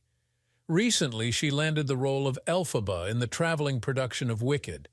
She returned home for Thanksgiving to spend time with her family, knowing she wouldn't see them for a long time once she went on tour. Around 4 p.m., I invited Florence to have dinner with Lily and me. She politely declined and surprised me by suggesting we have intimacy. She promised to be discreet, ensuring no one in the area would know about it. I'm ashamed to admit, but I was incredibly tempted. Florence is smart, talented, beautiful, and her adult body is simply amazing. but most importantly, her interest in me was very flattering. She could have anyone. Her last boyfriend was an outfielder for the New York Yankees. Of all the people on earth who could interest her, I was the only one she couldn't forget. It took all my willpower to politely decline. It helped that I knew I would have to answer Lily's question about whether I had been tempted that day. After Florence left, I closed the store, drove straight home, and immediately told Lily exactly what happened. I thought anger, jealousy, and hysteria would ensue. But instead, she was delighted by my refusal and tried her best to convince me I had made the right choice. That week, she simply wore me out. She was relentless and insatiable. 4 months later, Lily returned home from a business trip to Atlanta. There, she reviewed the ledgers with the external auditors and immediately told me Wade Banks, an account manager for the external audit group, had approached her. Lily had known Wade for many years and considered him a good friend. She had already mentioned him to me, and I knew all about him, a very attractive guy and a recent widower. Lily said that after Wade suffered the death of his wife, she tried to be a friend he could talk to through his grief. Over dinner on his last trip, Wade confessed he was in love with her and asked if she would be the first woman he made love to since his wife died. She admitted with shame that she was very tempted. What attracted her was knowing what a good person he was and having a sincere desire to help him heal and move on with his life. She said it took a lot of willpower to say no, but she did. She knew that upon her return, she would have to answer questions about whether she had been tempted. She wasn't going to lie about it, and it helped her to refuse. Following her example, I didn't become jealous or upset, but decided to reward her for making the right decision. I just exhausted her that week. The more we practiced being open about difficult topics, the easier it became. We learned to fight temptation together, not separately, and learned to be honest when dealing with the aftermath. After her argument with Trevor, we became closer than ever. I ended up selling my father's vintage ski boat to Victor. One time in June was enough to get him completely hooked on it. After the third weekend, I told him to just leave the boat at home. I admit that the sight of my dad's boat always made me sad, and it was a relief to remove it from my garage. When Victor felt guilty for using it so often, he made a generous offer. I used that money to take Lily and me on our second honeymoon to Disney World. Lily always wanted to go there. I don't know about the rest of the year, but for 8 days in February, I can personally confirm that this is truly the happiest place on earth. When the year came to an end, I was sad but grateful. On our last night, we went to Atlanta, and I took her to a fancy dinner to celebrate. I put on my best suit and tie, and Lily put on her latest little black dress with fancy red lingerie underneath. Her new little black dress was even more stunning than the one she had ruined when she vomited on it. While we were waiting for coffee and dessert after dinner, while she was in the bathroom, I tried to explain to her as best I could what this year meant to me, and how grateful I was to her for giving it to me. I officially accepted her explanation from the year before and was just finishing speaking when she put her fingers to my lips, silencing me.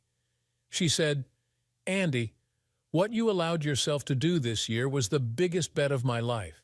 You could have been cruel and made me unhappy.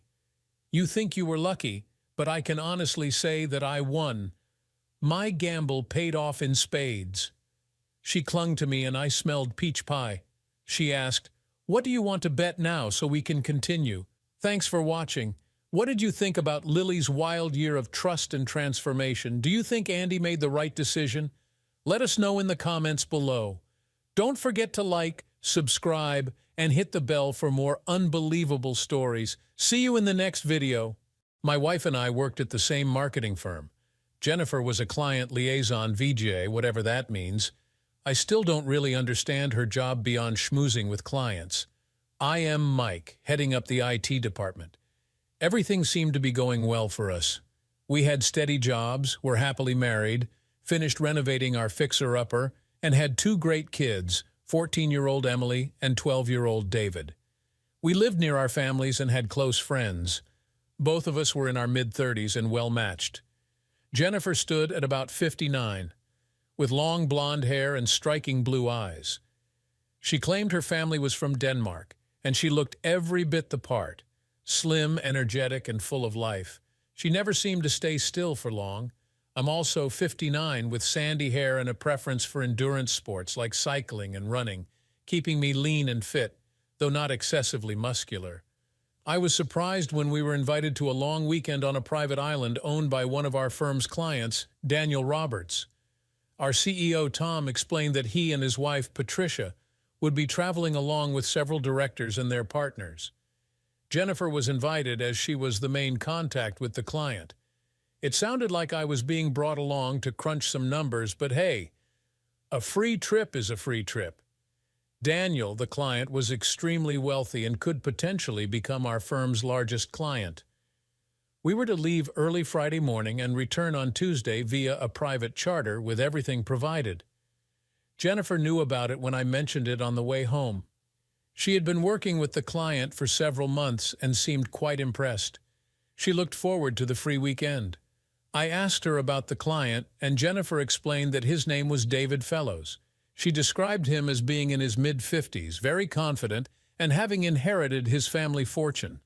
She seemed a bit fascinated, describing him as commanding and reserved, among other things. Great, I thought. He sounded arrogant, but I kept that to myself.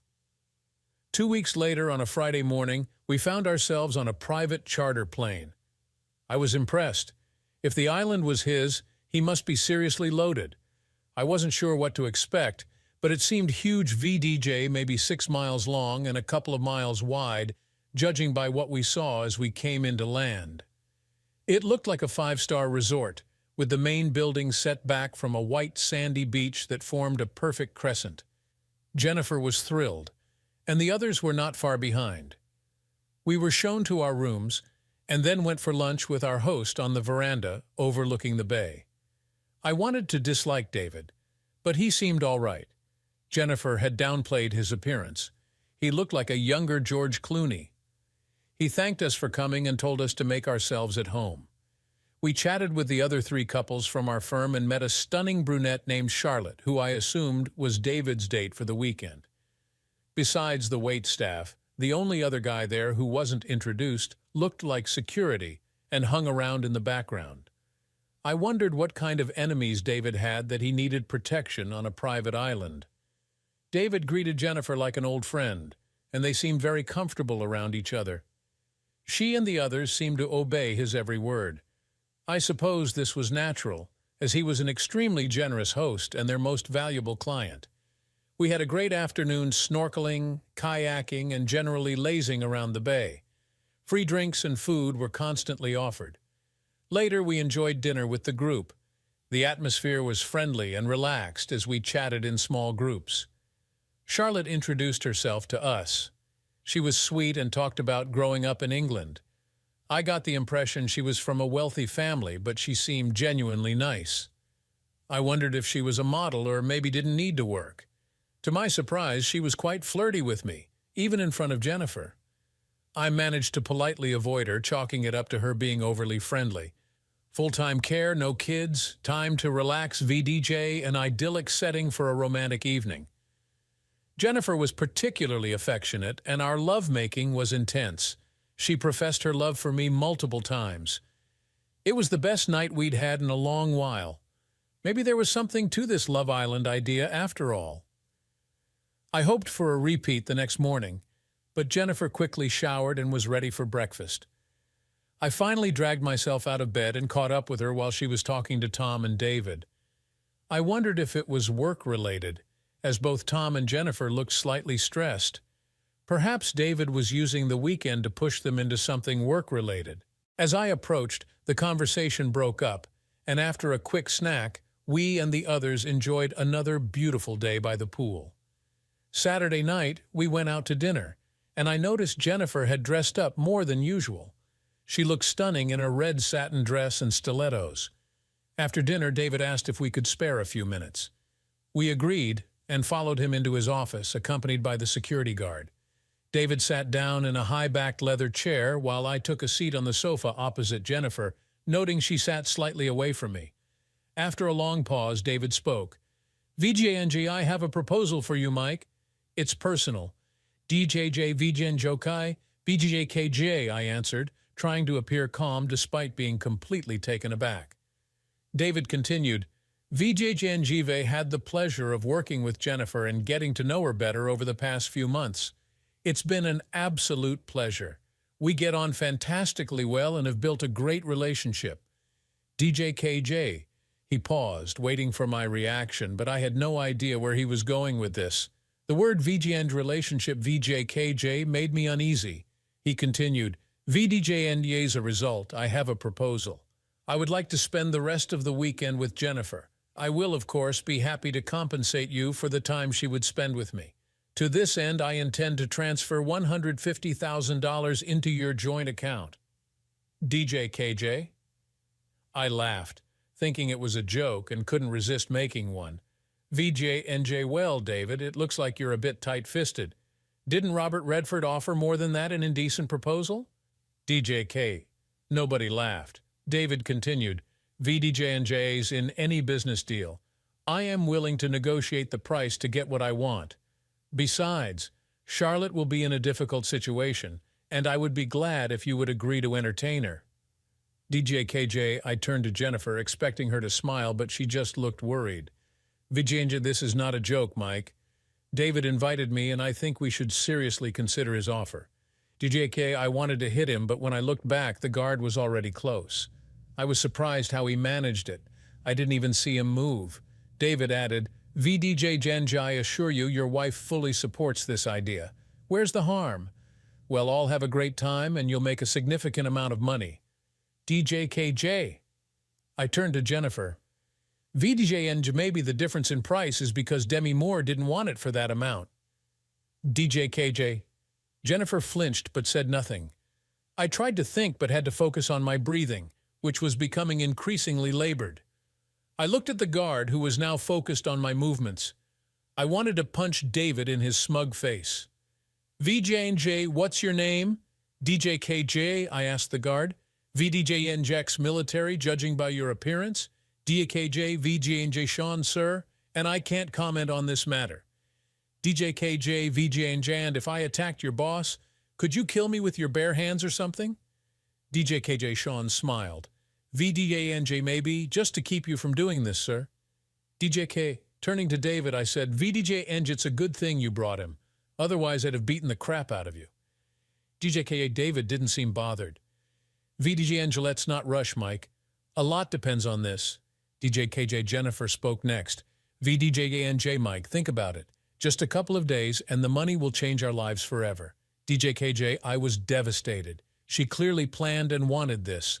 VDJNJ, tell me, did the offer of money come after you two decided to do this? DJKJ. Receiving no answer, I continued, VJNJ, I think Charlotte was also offered to sweeten the deal. Who is she, a prostitute? DJKJ David replied, VJNJ Charlotte is my personal friend. Besides being rich, she is a high-class escort and only takes contracts that interest her. Rest assured, you will experience something extraordinary with her. DJKJJ VJNJ, I think that makes them both prostitutes. DJKJ, I said, eliciting a wince from Jennifer, but no softening words. VDJNJ, well, David, you can shove your money where the sun doesn't shine. DJKJ. At that moment, Jennifer showed her true colors. VJNJ, this is my body, and I want to do this. It's just sex, and we're both interested in exploring it with others. David and I like each other, but that doesn't change our love for each other.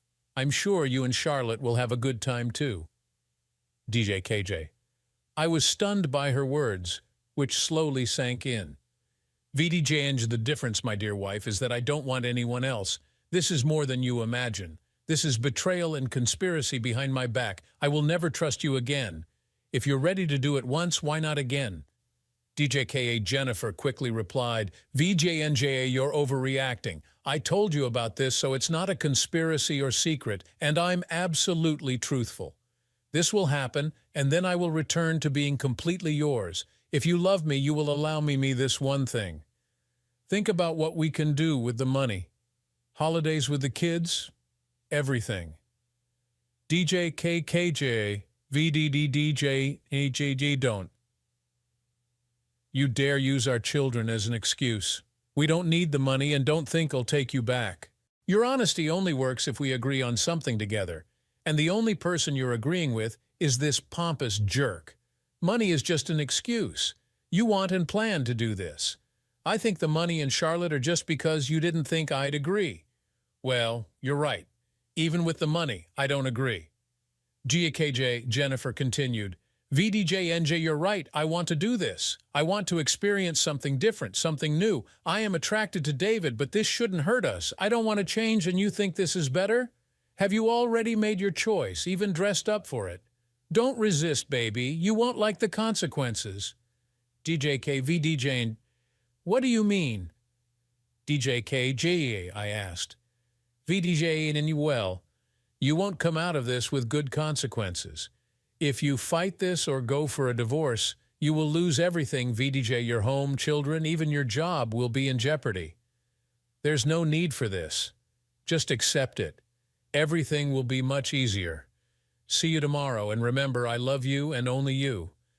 DDJKJ. I needed to leave.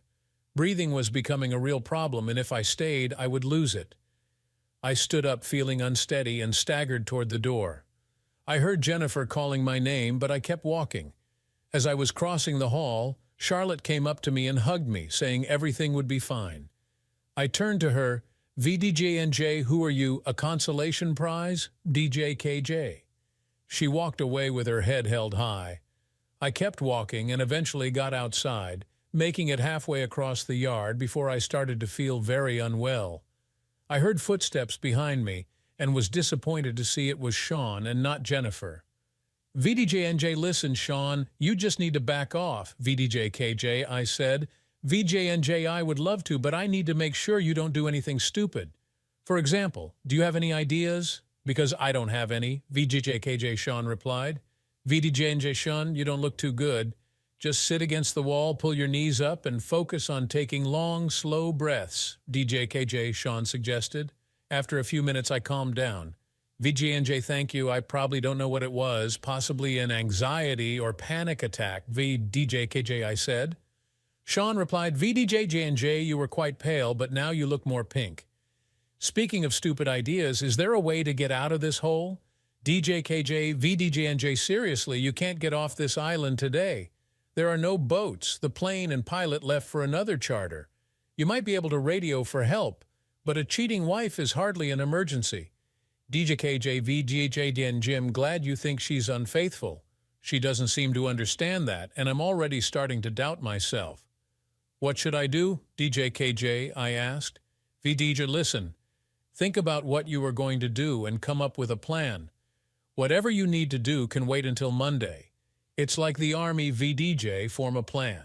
Sit quietly and don't tell them what you're going to do, VJKJ, Sean advised. VD, the problem is that I have no idea what to do. They seem to have everything planned, and I will have to sit and suffer tomorrow and Monday while you babysit me. DJKJ, I replied. After a long pause, Sean suggested, VJ Inchi, there's a ship coming early Monday morning with cargo.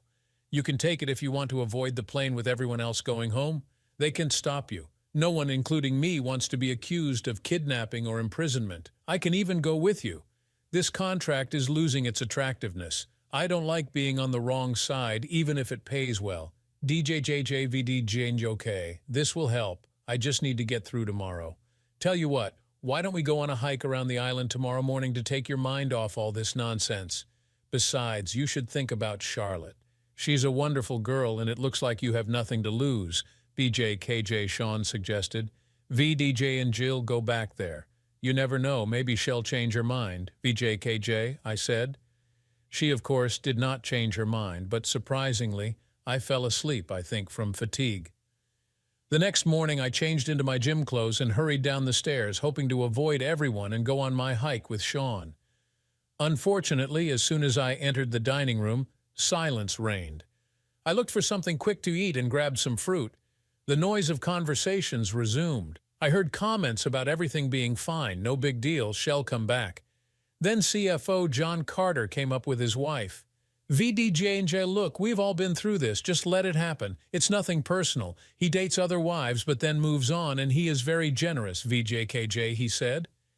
At that moment, Jennifer and David appeared. She looked absolutely pleased with herself, VDJ radiant if I had to describe it. At least she did until she noticed me. Her smile faded. She let go of that jerk's hand and came over to kiss or hug me. I pulled her away at arm's length and looked around. God, I thought, what a damn idiot. Everyone knew what would happen before the weekend even started. What an absolute fool I was. I went out. Jennifer spoke. VD and JB, please stay, Mike. We can chat with the group and have another good day together. GAKKJ. I looked around. All eyes were fixed on me, some in anticipation, others clearly amused by the scene. Vijin, no, he paid for you and can keep you. But before I go, I need to tell the group something. I believe this weekend has been planned for quite some time, and you all have known about it, so it's only fair that you all hear what I have to say. DKJ, all members of the group looked at each other in shock, nervously glancing at each other. VJNJ, Tom and Patricia, I would never have come this weekend if you weren't here. It never occurred to me that you would be involved in something so vile. You know and approve of what he does, like some kind of fan club of sick voyeurs. I hope you enjoyed keeping me blind. DAKJ. I noticed how they all began to move awkwardly. This was clearly not part of their plans. VDJ and JI actually thought we were friends, and making me feel at home so they could arrange everything was a nice touch. And you're wrong, David, this is very personal. So thank you for your role in destroying my marriage. The fact that they are willing to use leverage over my children is frankly disgusting. I don't allow anyone to threaten my children. DJKJ Jennifer insisted, VJJNJ, you're making too big a deal out of this. It was merely a momentary lapse, a fleeting encounter that shouldn't shake our foundation. I've already expressed my love. DJKJ, I interjected, VJNJ, here comes the initial line of defense, trying to downplay it, are we? I'm well aware you had a game plan for how I'd react being the captain and all, so let's dissect what you had in mind. Phase A, we stay put, and you gradually normalize the situation before we return home. You and your cohorts probably even discuss this seriously, preemptively addressing the issue on your behalf. No doubt you expect me to swallow my pride, refrain from overreacting, and maturely accept the situation. After all, it's just my ego and pride, right? You know it's a futile effort, but hey, it's all part of the easing in process. DJKJ VJNJSO for Phase B. Once the weekend wraps up, you relinquish control to me. We'll engage in intimacy, VDJ, lots of it, perhaps even exploring new territories. Leveraging your connections will rejuvenate our bond and we'll emerge stronger than ever. I wouldn't be surprised if you've plotted ways to seduce me. After all, sweetheart, you can't let my sense of loss linger too long. DJKJ. Jennifer glanced nervously at David, indicating that my remarks struck a chord. VJ James additionally will have access to the funds he promised you. With the earnings from your side endeavors, we can treat the kids to a Disneyland trip and meet Mickey. JKJ. These words elicited visible reactions from several individuals, evident from their shudders. VJ, if we are still fighting, Phase B kicks in. You already sowed the seed last night. If I really love you, then I should allow you to do this. For 15 years, you have been a wonderful wife, and this is just one night for you.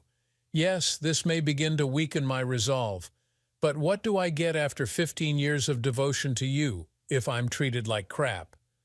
You knew I would never agree, and you attack me with a complete lack of respect. So this plan won't work. Now you're a little worried. Maybe you better give me time to cool down. In a week or two, you'll find me drowning my sorrows in a bar somewhere, and then you'll ask for forgiveness. This is Phase D. You actually regret all this. You didn't realize it would hurt me so much, and you never would have done it if you had known. You love me, beg, cry, and all that. I must admit that you have a chance. DJK VJNJ. But then, the way you just walked hand in hand with him in front of everyone and looked so delighted with yourself, this confirmed to me that there really was no guilt or regret, only contempt and a desire to humiliate me. Phase D won't work for you. So finally, a backup plan may be needed. Phase E VDJ threats. You will take all the money, the house, and set the children against me. You've already suggested that I might lose my job. David will pay to find you the best lawyers. I will end my life sad, poor, and lonely. You can even threaten to move in with him and live happily ever after with our children. DJJJ David raised his head so quickly that I almost laughed. VDJNJO? God, it looks like your lover doesn't really want your children, baby. DJK Jennifer finally found her voice. VJNJit's really not that big of a problem. JKJ, she began. VDDJNJO, why don't we just relax and give ourselves time to think? DJK, VDJNJ, this is Phase A, Jennifer. We've already been through this, VJKJA, I said categorically. VDANJ, so why don't we save everyone time and move on to the final result? This is what I was thinking about last night, and my conclusion is that everyone, including the children, would be better off if we divorced. This is much healthier than living in an unhappy home. At the end of the day, you can't be happy if you're doing this crap. And I'm certainly not happy. You can try to stop me from seeing my kids, but you know I'm a good father, and that's good for them. They're old enough to understand. I doubt your family and friends will support you, not after they find out what you did. I don't care about money. It's always been you. DJKJ. Everyone sat in shocked silence. It was as quiet as a goldfish bowl. VDJN Doe, any of you bastards have any more tips? Did I miss anything? No, don't think so.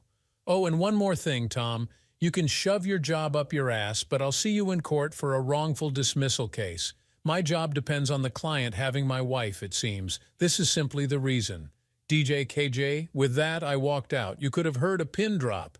Sean followed me as always. As we left, Sean chuckled. VJNJ, well done. I see that you took to heart the advice to keep the plan to yourself. DJKJ, I couldn't help but smile. VJNJES, it looks like I failed at this idea. VJKJ, I said. Sean actually laughed as we left the building. VJNJits, good that you remained a civilian. You would never have achieved success in the Army anyway. Let's go. DJKJ Sean grabbed his backpack and set off at a leisurely pace up the coast. After a mile, I was having trouble keeping up with him and began to think that perhaps it was a mistake. I heard him shout something from up front about how physical torture is a great way to take your mind off mental torment. My burning muscles and lungs seemed to agree. The scenery was breathtaking, and Sean was in good company. He switched from asking about me to hilarious stories from his time in the Army. We spent several hours circling the northern part of the island, climbing along the coast and heading to a high point in the center. I was barely out of breath when Sean suggested we jog back since it's all downhill. I could barely keep up with him, but I suspected he was slowing down to either support me or torment me, depending on your point of view. We returned at noon. I was panting and exhausted, telling Sean that until today, I thought I was in shape. He was hardly out of breath, but was kind enough to say that I was pretty fit and that it wouldn't make me feel too bad since he was a physical education instructor in the Army. I staggered to my room. Jennifer was not there, and I wondered if my wife was earning an extra fee. I showered and, finding myself very hungry, headed to the dining room to find some food, but was again disappointed to find David and Jennifer there. Sean was also there, hanging out in the background, and I wondered how he managed it. He looked fresh as a daisy and fully dressed in a suit. David began to speak with his usual airy confidence. VD Mike, my dear friend, I feel that we started on the wrong side, and I want to apologize. I've never had problems like this with my relationships before, and I certainly don't want to jeopardize your marriage. DHAJ, VJNJ, it's too late. You've already done it, VDJKJ, I replied. VDJNJ, I want to withdraw my request to spend this evening with your wife and increase the compensation. DJKJ. With these words, David handed me a piece of paper. I opened it and saw a check for $250,000. I stared at Jennifer, who looked like she was crying, and I couldn't help myself. VJNJ, you must have been pretty good to earn that much, baby. DJKJ, Jennifer's eyes flashed with anger. VJNJ, that's not the point. We made a terrible mistake and we're trying to correct it. David was the perfect gentleman and was genuinely concerned about how you reacted. DJ KJ, I laughed at this statement. VDA and J, what is your idea of an ideal gentleman? Did he say thank you after he finished having sex with you? DJ KJ, VDJ and G, there's no need to joke, Mike. This is just a miscalculation on our part.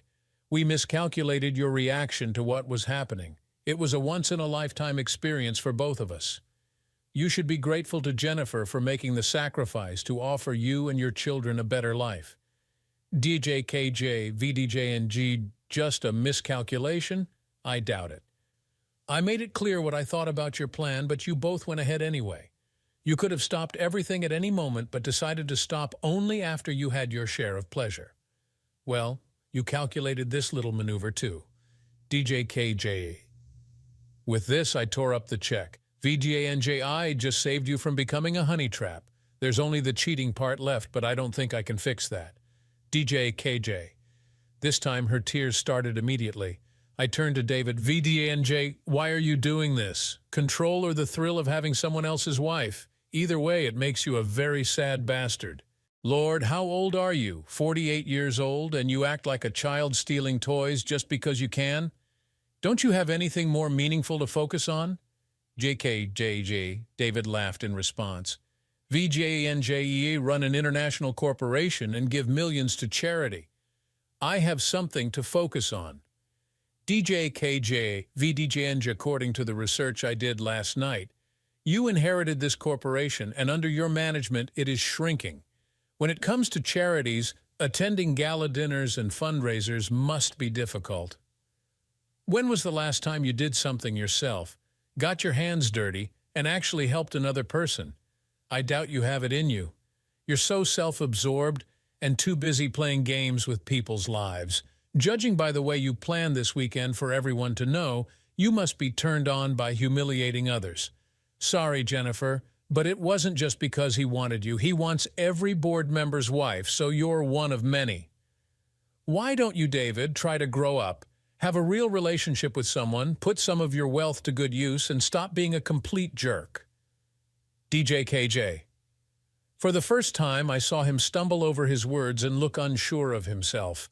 I continued, VD Sean, you better get that piece of crap out of my sight before I take a chance on you. DJ KJ. I saw Sean hide a small smile before saying to David, VDNJ, I think it's time for us to leave, sir, before your safety becomes an issue. DJ KJ. After they left, I grabbed a snack and went down to the beach, trying to avoid the others. Just when I thought I was alone on the beach, I noticed Charlotte lying in a hammock, reading. If she had been beautiful before, now when she smiled, she became truly dazzling. I approached her. VDDN, sorry about last night. DJJ. Before I could continue, she replied, VJNJ, there's no need for this. I was sure that you would accept the offer. If I had known, I would never have approached you. Your reaction is completely understandable, and your speech at breakfast was absolutely wonderful. I couldn't agree more. When you left, Jennifer burst into tears, and I've never seen David look so embarrassed. I loved every minute. Oh, I'm sorry, I shouldn't have said that considering what you're dealing with. DJ, KJJ, VJNG, thank you. I'm even glad that something is starting to become clearer. I'm already tired of being told that this is nonsense. You see, David has no idea what to do with you. He had never been rejected before and was not used to dealing with morals. Has he already offered you more money? DJ, KJ, VDJNJY, yes. Just before I came down, $250,000. Damn idiot. I told him not to do it, but he's used to paying enough until he gets what he wants. He will pay for this, both in business and personally. DJKJ Charlotte was easy to talk to, and she listened intently as I talked about my marriage and children. She was clearly intelligent and highly educated. She expressed surprise that Jennifer would do this while in a seemingly happy marriage, suggesting that there had been some kind of unhappiness or open marriage arrangement between us. I thought about it. No, it was just an unexpected ambush. She seemed to be completely fascinated by this guy. VDJNG can have that effect on a woman. He's all very charming, but the river isn't that deep, if you know what I mean, DJKJ Charlotte said. We talked some more, and I felt a little better. VDANJ, I think you really love her. Your reaction to the proposals and at breakfast must be breaking your heart. GJKJ, she said. I shrugged. VJ&J, I'm sorry that I took part in this. GAKJ, VDJ&J, it's not your fault. I just need to survive one more night, and then maybe I can escape. DJKJ. She smiled again, and it was starting to distract me. VDJ&J, well, maybe I can help with this. DJKJ. Everyone was surprised when I came to dinner. Jennifer no longer sat next to David. Dinner was quite normal, although I ignored Jennifer's attempts at small talk. When Jennifer asked if I wanted to go to bed early, I smiled pleasantly and said I had other plans. She looked embarrassed, and this embarrassment increased when Charlotte came around the table and hugged me as I stood up. We left the hall together. We walked down to the cabins on the beach. The original plan was just to leave together and give Jennifer a taste of her own medicine, but Charlotte felt good in my arms. VDJ, very good, VDJ, and when we kissed, at least some of the disappointment of the last 24 hours disappeared. I thought about keeping my morals, my sense of right and wrong, but then I looked at her. I guess Jennifer wanted me to be more flexible, and as far as I'm concerned, our marriage vows had already been broken by Jennifer. I had an outstanding night with Charlotte. It wasn't just her beauty, she had a serene sexiness. Every move seemed so precise and perfectly timed. She truly was a master of her craft. Surprising myself, I didn't think about Jennifer and didn't feel guilty. The painful memory of Jennifer with David easily eliminated any hint of remorse. I had a good time. The next day was our departure. I picked up the kids and made arrangements for their weekend as best I could. I made up a vague story about how their mother and I had had a fight, but that we would work things out. Jennifer came into the house dragging our heavy suitcase. The children ran upstairs to get ready, shouting, VJJNG, Mom, DJKJJ. Jennifer smiled. VDJ dinner is a good idea. If you give me a few minutes, I'll get ready. DJKVJNJid, rather you didn't do that, Jennifer. Like you said, I don't know how much time I'll have with them, so I'd rather we go alone. DJKJ, Jennifer looked taken aback but didn't argue. I took the kids out for dinner and we had a great time. When we got back, Jennifer was waiting for us in the living room. VDJNJ, can we talk, Mike? DJKJ, she asked. I nodded and we went into the kitchen. She seemed nervous, which was a good sign. VDJNJ, Mike, I'm so sorry. I promise you it was just one time, and I will be yours and as faithful as before the weekend. I did it for the money. It could be life-changing for us as a family. I did it for us. DJKJ, VZJNJ, you did it for yourself. We were fine, and money wasn't a problem. You couldn't wait to jump into his bed. You must have been in for a fancy dinner and sex. Overall, everyone had a good time. You're overreacting. It shouldn't mean anything. DJKJ, VDJNJ, you really should skip phase A, Jennifer. It's crap and you know it. This wasn't casual sex. It was a planned betrayal. Arrogant, selfish, all those traits that I hate, and now I hate you very much. So you did the same thing to that? DJKJ, VJNJ, no, I didn't. I took revenge because nothing seems to reach you. You couldn't pull your head out of your ass to see how it affected me. I would never have thought about this if I had a faithful wife. I hope it hurts, really hurts, so you might have some idea of what I feel. Only I didn't plan this in advance and with the knowledge of everyone else making myself look like a complete idiot. Speaking of which, how long did your secret plan take, and was this your first time with him? DJKJ, her eyes widened at this, but then she seemed to realize that this was a sincere and reasonable question. VJNJit was the first time. We had dinner and I knew that he liked me. I think Tom and Patricia were feeling me out, asking if I was interested. The four of us were having dinner, and for the first time in my marriage, I found myself aroused by another man. His confidence was intoxicating. I knew it was wrong, and I resisted with all my might and managed not to have an affair. Then David suggested the idea of asking you about opening up our relationship and what you thought about changing. We talked about this briefly one evening, but it was clear that you would not agree to this. Then he came up with the idea for this proposal, and I thought that the money would make it all worth it for you. We were nervous as the trip got closer, and he suggested inviting Charlotte to ensure that you would agree. I didn't like the idea, but by then I just wanted it to happen. I thought that even if you didn't entirely approve of this, we would recover. Then you so effectively destroyed all these ideas at breakfast, and I began to realize the consequences of what I had done. DJ KJ VJ&J, was it worth it? DJ KA VD, no, of course not. I was so carried away by him and listened to what he said. I never meant to hurt you. BJKJ VJ&Joe. Then straight to phase DVDJ, unintentional pain. You were enjoying this. It was clear enough from the way you were flying around during breakfast. Now you're just telling me what I need to hear. Sorry, the honest answer is yes, I liked it. He was good. Not bigger or better, just different. It was exciting, new, and I was fascinated by it. He is very experienced and knows what he is doing. But this was the only time. Please don't abandon us and break up our family because of a one-time incident.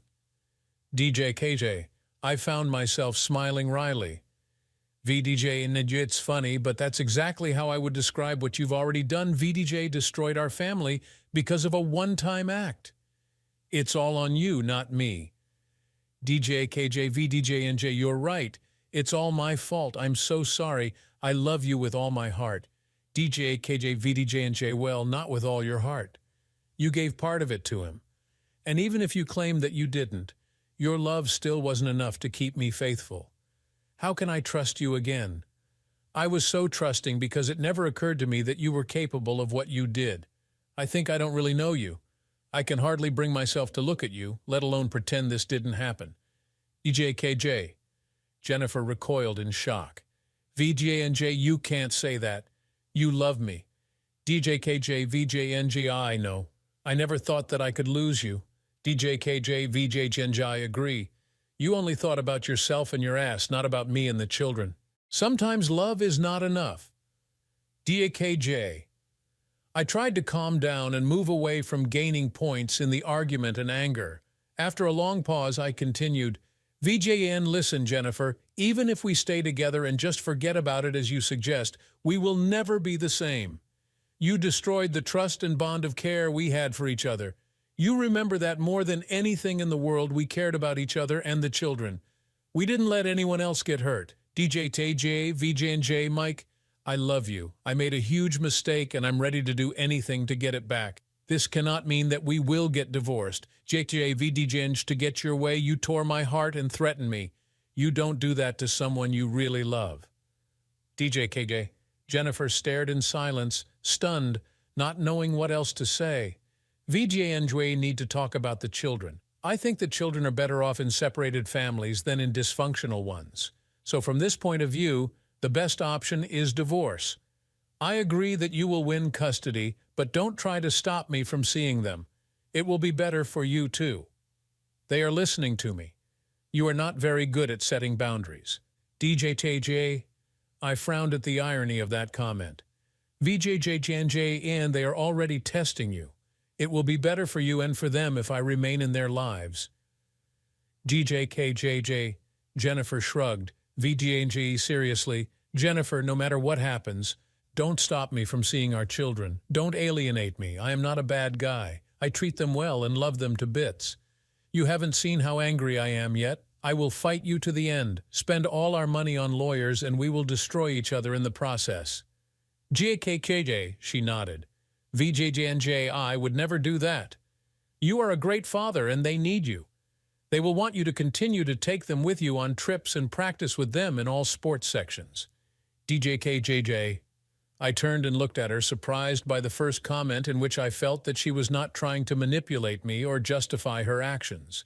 VJJNJ, be careful, Jennifer. You're throwing off Phase D. Seriously, even though you know who I am, why do this? I can only think that deep down you wanted us to break up. DJKJ, VJNJ, God, never. VGAKJ. Jennifer said urgently. VDJNG, there is no excuse for this. I became selfish, convinced myself that I could get something more. It seemed to me that somehow I could hold you. Why didn't you stop me that evening and just leave? JKJ, VJJNJ, I couldn't breathe and had to leave. Then it didn't seem to matter much anymore. The fact that you wanted another guy by any means necessary meant that I had already lost you. This conversation killed us long before you reached his bed. Perhaps it was all over when you first started planning everything. You spent weeks talking to him and preparing. Letting you go and not forcing you to stop makes it easier to end everything. There is no turning back, and that was the beginning of the end. DJKJ. The marriage was destroyed in less than 4 days. We divorced, fortunately, without any need for counseling. I think Jennifer didn't want to explain her actions. On the one hand, it's a shame. I was hoping someone qualified could show how wrong she was. She did keep one promise, and in the end, we spent approximately equal amounts of time with the children. She even admitted to them that everything was her fault without going into details. They were old enough to understand and often decided for themselves where to stay. They were at that age when parents became famous taxi drivers and loan sharks. I'm biased, but I think they are great kids and handled the breakup very well. Children can be surprisingly resilient. Under the terms of the divorce, Jennifer could keep our house until the children were of age and then sell or buy it, but I still wanted this for the children, and it allowed them to attend the same school. Fortunately, the right decision paid off. By the time the children went to college, real estate prices had skyrocketed. Jennifer had to buy the share from me, and it was the best investment of my life. How could she afford this? Well, we kept the $250,000 and divided it up in the divorce. And just like with Charlotte, I couldn't hold myself to the moral high ground. What can I say? I am a practical person. Either way, it seemed like a small price to pay compared to the cost of marriage and what was once a happy life. I quit my job, was given a payout to avoid the embarrassment of an employment tribunal, and started my own web design business. Jennifer kept trying to get us back together, but I just wasn't interested.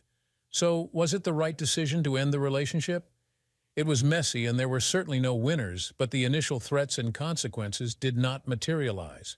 I wasn't going to forget or forgive that night, and there's something important about looking at yourself in the mirror and liking who you see there.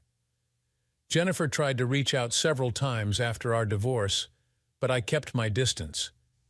I needed to heal and find a new path for myself and the kids. Emily and David adjusted better than I expected, their resilience a constant source of amazement. We maintained a balanced custody arrangement, and I made sure to be present for all their important moments, from school events to sports practices. My web design business started to pick up. I poured my energy into building it from the ground up. The work was fulfilling, and I enjoyed the challenge of creating something new. It was a welcome distraction from the emotional turmoil of the past. One afternoon, about a year after the divorce, I ran into Charlotte at a tech conference in San Francisco. She was there representing a startup that was making waves in the industry. We caught up over coffee, and it felt like meeting an old friend. Charlotte's presence was comforting, and she seemed genuinely interested in how my life had changed. We started seeing each other more frequently, though it was always casual. Charlotte was a breath of fresh air, and she never pushed for more than I was ready to give. She understood the complexities of my situation and respected my need to take things slow. Meanwhile, Jennifer's attempts to rekindle our relationship grew more desperate. She sent letters, left voicemails, and even showed up at my office once. Each time I calmly reiterated that our marriage was over and that I needed to move on. It was painful to see her struggle, but I knew that going back would only lead to more heartache. Emily and David seemed to sense the tension between their mother and me, but they never asked too many questions. I made sure they knew they were loved and that both their parents would always be there for them, even if we weren't together. One weekend, while the kids were staying with Jennifer, I decided to take a spontaneous trip to the coast. I needed some time alone to reflect on everything that had happened. The salty sea air and the sound of waves crashing against the shore were therapeutic. I spent hours walking along the beach thinking about the past and what the future might hold. It was during this solitary walk that I realized I had finally let go of the anger and betrayal. The pain was still there, but it no longer consumed me. I was ready to fully embrace the next chapter of my life, whatever it might be. When I returned home, I found a letter from Jennifer in my mailbox. This one was different from the others. It wasn't filled with pleas for reconciliation or apologies. Instead, it was a heartfelt note expressing her genuine regret and a desire for peace between us for the sake of the children. She acknowledged the hurt she had caused and asked if we could meet to discuss co-parenting more effectively. I decided to meet her. We sat down at a quiet cafe GC, and for the first time in a long while, we had a calm, honest conversation. Jennifer seemed different VDJ, more reflective, perhaps even humbled by the events of the past year. We talked about the kids, their future, and how we could best support them. By the end of the conversation, I felt a sense of closure. We would never be friends, but we could be civil for the sake of our children. Life continued, and gradually, I started to see Charlotte in a new light. She was supportive, understanding, and never tried to push me into anything. Our relationship slowly evolved from friendship to something more. It was unhurried and natural, the complete opposite of the whirlwind with Jennifer. One evening, after a particularly successful business pitch, I took Charlotte out to celebrate. We ended up at a small, cozy restaurant by the bay. Over dinner, we talked about everything VDJ, our pasts, our hopes for the future, and the lessons we had learned. It was then that I realized how much she meant to me. Charlotte was my confidant, my rock, and the person who had helped me find myself again. As we walked back to the car, I stopped and turned to her. VDJNJ Charlotte, I know we've taken things slow, and I appreciate that more than you know. I just want you to know that you mean a lot to me, more than I ever thought possible after everything that happened. DKJ, she smiled, her eyes reflecting the gentle glow of the streetlights. VDJJG Mike, you mean a lot to me too. I've enjoyed every moment we've spent together. There's no rush. We have all the time in the world. DJKJ. And she was right.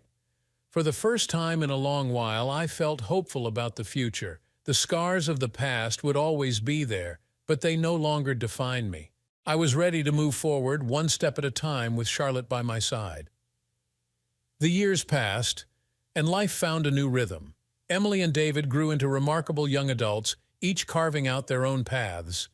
Jennifer and I maintained a respectful co-parenting relationship, ensuring the kids always felt loved and supported. Charlotte and I eventually moved in together. Our home was filled with laughter, love, and a sense of peace I hadn't felt in years. The journey had been tumultuous, but it had led me to a place of contentment and happiness. Looking back, I realized that the pain and betrayal had ultimately made me stronger. I had rebuilt my life, learned to trust again, and found a partner who truly understood and supported me. The road to healing was long and difficult, but in the end, it had led me to a place of genuine fulfillment. As I stood on the beach one evening, watching the sunset with Charlotte by my side, I felt a deep sense of gratitude. Life was unpredictable and often challenging, but it was also beautiful and filled with moments of joy. And in those moments, I found my true strength and happiness. Thank you all for watching and joining me on this emotional journey. Remember, betrayal can be devastating, but it's also an opportunity for growth and finding new paths to happiness. If you enjoyed this story, please like, subscribe, and hit that notification bell for more stories of deceived husbands. Share your thoughts in the comments below, VDJ. I'd love to hear your experiences and how you overcame similar challenges. Until next time, take care and stay strong.